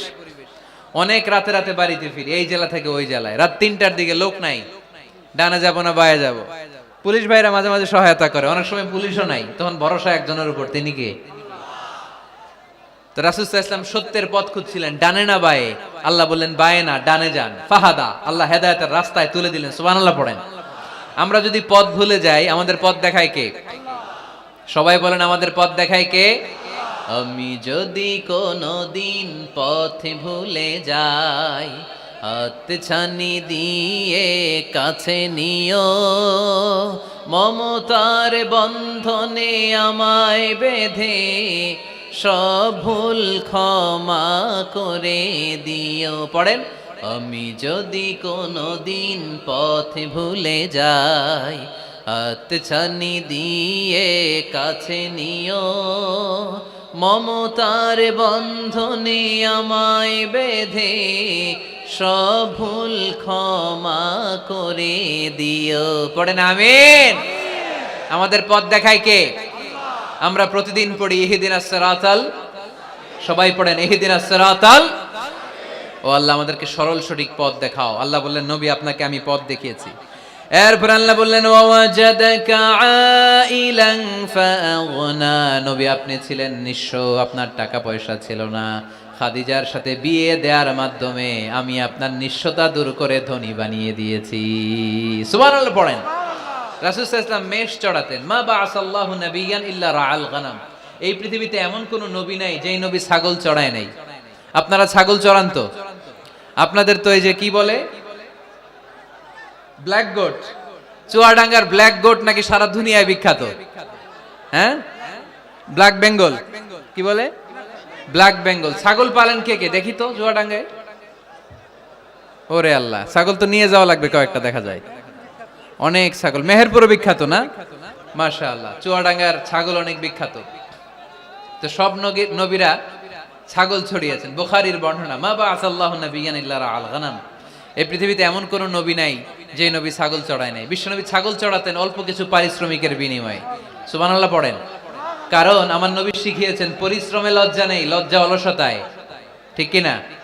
পরিশ্রমে কোনো লজ্জা আছে? লজ্জা অলসতায়, ঠিক কি না? রাসূল সাল্লাল্লাহু আলাইহি ওয়াসাল্লামের টাকা পয়সা ছিল না। আম্মাজান খাদিজাতুল কুবরা রাদিয়াল্লাহু তাআলা আনহার সাথে যখন বিয়ে হলো, বিয়ের পরে এই ধনাঢ্য মহিয়সী নারী বললেন, ইয়া রাসূলুল্লাহ, আমার সম্পদের দরকার নাই, আমি আপনারে পেয়েছি, আপনারে পেয়ে আমি খুশি। আমার সব সমুদয় সম্পত্তি আপনার পায়ের সামনে আমি ঢেলে দিলাম, আপনি ইচ্ছা মতো ইসলামের জন্য, ইসলাম প্রচারে এই সম্পদ ব্যয় করা শুরু করে দেন। সুবহানাল্লাহ পড়তে পারলেন না? ওয়াজাদাকা আইলান ফাআগনা, তাফসিরে এসেছে ফাআগনা বিখাদিজা, নবী আপনি ছিলেন নিঃস্ব, দরিদ্র, টাকা পয়সা ছিল না, খাদিজার সাথে বিয়ের মাধ্যমে আমি আপনার ধনী বানাই দিলাম। তার মানে নবী আপনি ছিলেন ইয়াতীম, আপনারা আমি লালন পালনের ব্যবস্থা করে দিলাম, আপনি পথ খুঁজছিলেন কোন পথে আগাবেন, পথ দেখাইয়ে দিলাম। আপনি নিঃস্ব ছিলেন, আমি আপনার লালন পালনের ব্যবস্থা করে দিলাম, পথ দেখাইয়ে দিলাম। আপনার টাকা পয়সা ছিল না, খাদিজার সাথে বিয়ের মাধ্যমে ধনী বানাইয়ে দিলাম। সুবহানাল্লাহ। নবীর মন খারাপ তো, নবীর মন ভালো করার চেষ্টা করতেছে। দেখেন বন্ধু বন্ধু রাগ ভাঙায় কি করে। ও নবী আপনি রাগ করেন কেন? ওই যে আপনি ছোটবেলায় কষ্টে ছিলেন, আমি তো ঠিক করে দিলাম সব। ও নবী আপনি পথ খুঁজতেছিলেন, বিপদে ছিলেন, আমি তো পথ দেখাই দিলাম। টাকা ছিল না, বিয়ের পরে টাকার ব্যবস্থা করে দিলাম। তো আপনার টেনশন কিসের? টেনশন তো আমি আল্লাহর। চিল্লায় বলেন ঠিক কি না? মুমিন কখনো টেনশন করে না, মুমিন তার সব কিছু ন্যস্ত করে দেয় একজনের উপর, তিনি কে? এবার বিশ্বনবীকে 3টা কর্মসূচির ঘোষণা দিয়ে আল্লাহ সূরাটা শেষ করবেন। কর্মসূচি 3টা শুনতে মনে যায়? এই কর্মসূচি 3টা পকেটে করে বাড়িতে নেওয়া যাবে? উত্তর হয় নাই, আওয়াজ হয় নাই। এই 3 কর্মসূচি নিয়ে আজকে বাড়িতে ফিরতে যাই, পারা যাবে? কর্মসূচি নাম্বার 1 আল্লাহ বলেন ফাআম্মাল ইয়াতীমা ফালা তাকহার। ও নবী কখনো এতিমদেরকে আপনি তাড়িয়ে দেবেন না, এতিমদের সাথে খারাপ আচরণ করবেন না। আপনাদের এলাকায় এতিমখানা আছে নাকি? আছে? টরিক ভাইয়ের মাদ্রাসায় আছে এতিম? আছে? মাশাআল্লাহ। তো এই যে এতিমদের সাথে খারাপ আচরণ করতে নিষেধ করেছে কে? ফাআম্মাল ইয়াতীমা ফালা তাকহার। নবী এতিমদের সাথে খারাপ আচরণ করবেন না, কারণ আপনি নিজেই এতিম ছিলেন, ঠিক কি না? এতিমদের সাথে আমরা ভালো আচরণ করব। এতিমকে ভালোবাসা মানে নবীকে ভালোবাসা, কারণ আমার নবী এতিম হয়ে বড় হয়েছেন। চিল্লায় বলেন ঠিক কি না? যারা এতিমকে ভালোবাসে তাদেরকে ভালোবাসে কে? বিশ্বনবী এতিমদের লালন পালনকারীদেরকে এত ভালোবাসতেন, যারা এতিমদেরকে যত্ন নেয়, যারা এতিমদেরকে লালন পালন করে, তাদের উদ্দেশ্যে বিশ্বনবী বললেন আনা ওয়া কাফিলুল ইয়াতীমি কাহাতাইন। আনা ওয়া কাফিলুল ইয়াতীমি কাহাতাইন। আমার 2টা আঙ্গুল দেখা যায়? সবাই দেখতে পাচ্ছেন? এই 2টা আঙ্গুলের মাঝখানে কি খুব গ্যাপ আছে নাকি বেশি? নাই। বিশ্বনবী বললেন আনা ওয়া কাফিলুল ইয়াতীমি কাহাতাইন। আমি এবং ইয়াতীমের লালন পালনকারী কিয়ামতের দিন প্রতিবেশীর মতো এইভাবে কাছাকাছি একসাথে থাকবো। এজন্য এতিমদের সাথে ভালো আচরণ করবেন, এতিমদেরকে ঘাড় ধাক্কা দিয়ে বের করে দিবেন না। অনেকে আছে এতিমদেরকে ঘাড় ধাক্কা দিয়ে বের করে দেয়, আছে না? না যাই আছে না? আরাআইতাল্লাযী ইউকাযযিবু বিদ্দীন ফাযালিকাল্লাযী ইয়াদউল ইয়াতীম। কিছু লোক আছে যারা আখিরাতে বিশ্বাস করে না, জান্নাত জাহান্নামে বিশ্বাস করে না, তারা দিনকে অস্বীকার করে, ইয়াতীমকে ঘাড় ধাক্কা দিয়ে বের করে দেয়। বিশ্বনবী ইয়াতীম হয়ে বড় হয়েছেন, তাই বিশ্বনবীকে প্রথম কর্মসূচি দিলেন ফাআম্মাল ইয়াতীমা ফালা তাকহার। নবী হে কখনো ইয়াতীমকে ঘাড় ধাক্কা দিয়েন না, ইয়াতীমকে ধমক দিয়েন না, ইয়াতীমকে তাড়িয়ে দিবেন না। অনেকে আছে তাদের হৃদয় শক্ত, চোখ দিয়ে পানি নামে না। এরকম শক্ত হৃদয়ের মানুষ আছে না নাই? কান্না আসে না, হৃদয় নরম হয় না। এক সাহাবী এসে বললেন ইয়া রাসূলুল্লাহ, আমার হৃদয়টা বড় শক্ত, আমার কলবটা বড় শক্ত, আমার চোখ দিয়ে পানি নামে না, আমার হৃদয়টা আমি নরম করতে চাই, কি করে নরম করব? বিশ্বনবী বললেন হৃদয় নরম করতে চাও? ইরহামিল ইয়াতীম, এতিমের প্রতি রহম দিল হও। ওমসাহ রাসা, এতিমের মাথায় হাত বুলিয়ে দাও। ও আতঈমহু মিন তাআমিক, তুমি যা খাবে ওখান থেকে এতিমরেও খাও। তালিনু কলবুক, তোমার হৃদয়টারে নরম করে দিবে কে? ওয়া তুদরাকু হাজাতুক, তোমার মনের নেক মাকাসেদ পূরণ করে দিবে কে? এজন্য মাঝে মাঝে একটু এতিমখানায় যাবেন, এতিমদের সাথে বসবেন, ওদেরকে একটু সদকা করবেন, দান সদকা করবেন, ওদেরকে খাওয়াবেন, ওদের মাথায় হাত বুলিয়ে দিবেন, আপনার হৃদয়টারে নরম করে দিবে কে? বাংলাদেশে কিছু লোক আছে এতিমরে আদর করা তো দূরের কথা, এতিমের মাল টাল খেয়ে সব সাবার করে দেয়, এরকম আছে না নাই? এতিমের সম্পদ খেয়ে ফেলে এরকম ডাকাইত আছে না নাই? ভাই মারা গিয়েছে, ভাতিজা আহা, মরার আগে ভাই তার আরেক ভাইকে সম্পদ দিয়ে গেল, আমার ছেলেটারে দেখো এতিম, ছেলের তো কিছু দেয় নাই, ভাতিজার জন্য তো কিছু রাখেই নাই, সব খায় শেষ করে ফেলছে, এরকম আছে না নাই? আল্লাহ বললেন খবরদার, এতিমের সম্পদ মেরে দিও না, এতিমের সম্পদ খেয়ে ফেলো না। যারা এতিমের সম্পদ অন্যায় ভাবে খাও, তারা পেটে এতিমের সম্পদ ঢুকাও নাই, জাহান্নামের আগুন পেটে ঢুকিয়েছো, ঠিক কিনা? الذين يأكلون أموال اليتامى ظلما إنما يأكلون في بطونهم نارا وسيصلون سعيرا। যারা ইতিমের সম্পদ অন্যায় ভাবে খায় তারা এতিমের সম্পদে খায় নাই, খেয়েছে জাহান্নামের আগুন। কার কথা? আরো জোরে বলেন, কার কথা? এজন্য আমরা এতিমের সাথে খারাপ আচরণ করব না। চুয়াডাঙ্গার সম্পদশালী ভাইয়েরা এতিমের সাথে ভালো আচরণ করেন, এতিমের মাথায় হাত বুলিয়ে দেন, এতিমকে খাওয়ান। এতিমরে ভালোবাসা মানে আমার নবীরে ভালোবাসা, কারণ আমার নবী এতিম ছিলেন, ঠিক কি না? প্রথম কর্মসূচি এতিমদের যত্ন নিও। দ্বিতীয় কর্মসূচি ওয়া আম্মাস সাইলা ফালা তানহার। নবী হে, 2 নাম্বার কর্মসূচি, ভিক্ষুককে ধমক দিয়ে কখনো তাড়িয়ে দিও না। সুবহানাল্লাহ পড়েন। ভিক্ষুককে তাড়িয়ে দেয়া যাবে? দিতে না পারলে, আপনার কাছে না থাকলে ভদ্রভাবে বলবেন ভাই নাই, কিন্তু ধমক দিবেন কোনোদিন? দরজায় এসে যদি দাঁড়ায়, কিছু টাকা দেন, কিছু চাইল দেন, 2টা ডিম দেন, ধমক দিবেন? ধমক দিবেন? আপনারা বাড়িওয়ালা বানাইছে কে? উত্তর দেন না কেন? বাড়িওয়ালা বানাইছে কে? ওকে ভিক্ষুক বানিয়েছে কে? ওকে বাড়িওয়ালা বানিয়ে আপনারও ভিক্ষুক বানাতে পারতো কে? গাড়ি দিয়ে আমরা রাস্তায় ছুটি, জ্যামের মাঝখানে যখন আটকায় অনেকে এসে টাকা চায়, সুযোগ হইলে দিয়েন, ধমক দিয়েন না, মনে কষ্ট দিয়েন না, খবরদার। এতিমের মনে যদি কষ্ট লাগে, আপনার দুনিয়াও শেষ, আখিরাতও শেষ, ঠিক কি না? খবরদার। যারা ফরিয়াদি, যারা সাইল, যারা ভিক্ষুক, যারা হাত পাতে, তাদের সাথে খারাপ আচরণ করো না। নবী হে, তাদেরকে ধমক দিও না। তোমার গাড়ি যখন জ্যামের মধ্যে আটকে যায়, পথবঞ্চিত শিশুরা, পথশিশুরা, সুবিধা বঞ্চিত শিশুরা গ্লাসের সামনে এসে নক করে, বলে স্যার 2টা টাকা দেন, কিছু খাবার দেন, কিছু খাই নাই, যদি পারেন দিয়ে দেন, ধমক দিয়েন না।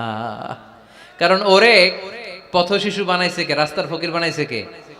আপনাকে গাড়িতে বসে আরাম করার সুযোগ দিল কে? ওরে গাড়িতে বসানোর সুযোগ আল্লাহর আছে না নাই? আর আপনারে ভাঙ্গা থালা হাতে দিয়ে রাস্তায় নামাইতে আল্লাহর কয় ঘন্টা লাগে? চিল্লায় বলো মুসলমান, কয় ঘন্টা লাগে? 1 সেকেন্ডও লাগে না। এজন্য ওয়া আম্মাল ইয়াতীমা ফালা তাখহার ওয়া আম্মাস সাইলা ফালা তানহার। এতিমকে গলা ধাক্কা দিয়ে বের করে দিও না, আর ফরিয়াদিকে তাড়িয়ে দিও না, খবরদার। সব শেষে আল্লাহ বললেন ওয়া আম্মা বিনিআমাতি রাব্বিকা ফাহাদ্দিস। নবী হে, আল্লাহর যত নিয়ামত আপনি পেয়েছেন, নিয়ামতগুলোর বর্ণনা করে দেন। সুবহানাল্লাহ পড়েন। ওয়া আম্মা বিনিআমাতি রাব্বিকা ফাহাদ্দিস। আপনার রবের দেয়া নিয়ামতের বর্ণনা করেন। আল্লাহ যে নিয়ামত দিয়েছে এটা বর্ণনা করলে দোষ নাই। আল্লাহ আপনারে টাকা দিয়েছে, আপনি শুকরিয়া করেন আর বলেন আলহামদুলিল্লাহ, আল্লাহ দিছে আমারে, এটাতে কোনো গুনাহ আছে? না, বরং আল্লাহ আদেশ করেছে, ইন্নাল্লাহা ইউহিব্বু আইয়ারা আসারা নি'মাতিহি আলা আবদি। আল্লাহ তাআলা তার বান্দাকে কি নিয়ামত দিল তার একটা নমুনা আল্লাহ তার বান্দার মধ্যে দেখতে চায়। আপনি কোটি টাকার মালিক, আপনি ছিঁড়া কাপড় পরতে পারবেন? আপনি কিপটামি করলে কি আল্লাহ খুশি হবে? না। আপনি যদি ধনী হন, আপনার পোশাকে, আশাকে, চলনে, বচনে ওই ধনীর একটা পরিচয় থাকতে হবে। আপনি বলবেন আল্লাহ আমাকে গাড়ি দিয়েছে, আলহামদুলিল্লাহ, শুকরিয়া করবেন। আল্লাহ আমাকে বাড়ি দিয়েছে, শুকরিয়া করবেন কার? নেয়ামত করলে বাড়িয়ে দেয় কে? নেয়ামতের শুকরিয়া যখন আদায় করা কোনো বান্দা শুরু করে দেয়, নেয়ামতের বাড়ি ধারা আরো বাড়িয়ে দেয় কে? লা ইন শাকারতুম লা আযীদান্নাকুম। যদি শুকরিয়া করো আমি বাড়িয়ে দেব। ওয়ালা ইন কাফারতুম ইন্না আযাবি লাশাদীদ। আর যদি নাশুকরি করো, জেনে রেখো তা আমার আযাব, আমার গজব, আমার শাস্তি, আমার পানিশমেন্ট বড় কঠিন। ওয়া আম্মা বিনিআমাতি রাব্বিকা ফাহাদ্দিস। 3 নাম্বার কর্মসূচি, হে নবী আপনি নিয়ামতের শুকরিয়া করার পাশাপাশি নিয়ামতের বর্ণনা দেন। কি নিয়ামত আপনি পেয়েছেন এটা আপনি বলে বেড়ান, আর শুকরিয়া করবেন একজনের, তিনি কে? তাহলে প্রথম কর্মসূচি ছিল ইয়াতিমের সাথে ভালো আচরণ করতে হবে, ঠিক কি না? চুয়াডাঙ্গার ভাইয়ের, আমরা কি ইয়াতিমের সাথে আজ থেকে ভালো আচরণ করতে পারবো? 2 নাম্বার কর্মসূচি, ভিক্ষুককে তাড়িয়ে দেয়া যাবে না, ধমক দেয়া যাবে না। আর কোনোদিন কোনো ফরিয়াদিকে, কোনো ভিক্ষুককে কি আমরা ধমক দেব? 3 নাম্বার, বিপদে আপদে সব সময় শুকরিয়া করব একজনের, তিনি কে? এই সূরা দোহা আমাদের জন্য যে মেসেজ বা শিক্ষা রেখে যায় সেটা হচ্ছে কখনো হতাশ হওয়া যাবে না, কখনো নিরাশ হওয়া যাবে না। চুয়াডাঙ্গের ছেলেরা, কখনো হাল ছেড়ে দেয়া যাবে না। মুমিন ভরসা রাখে একজনের উপর, চিল্লায় বলতে হবে তিনি কে? আল্লাহ আমাদের সবাইকে কথাগুলো বুঝার ও আমল করার তৌফিক দান করুক। আমরা পড়ি আমিন।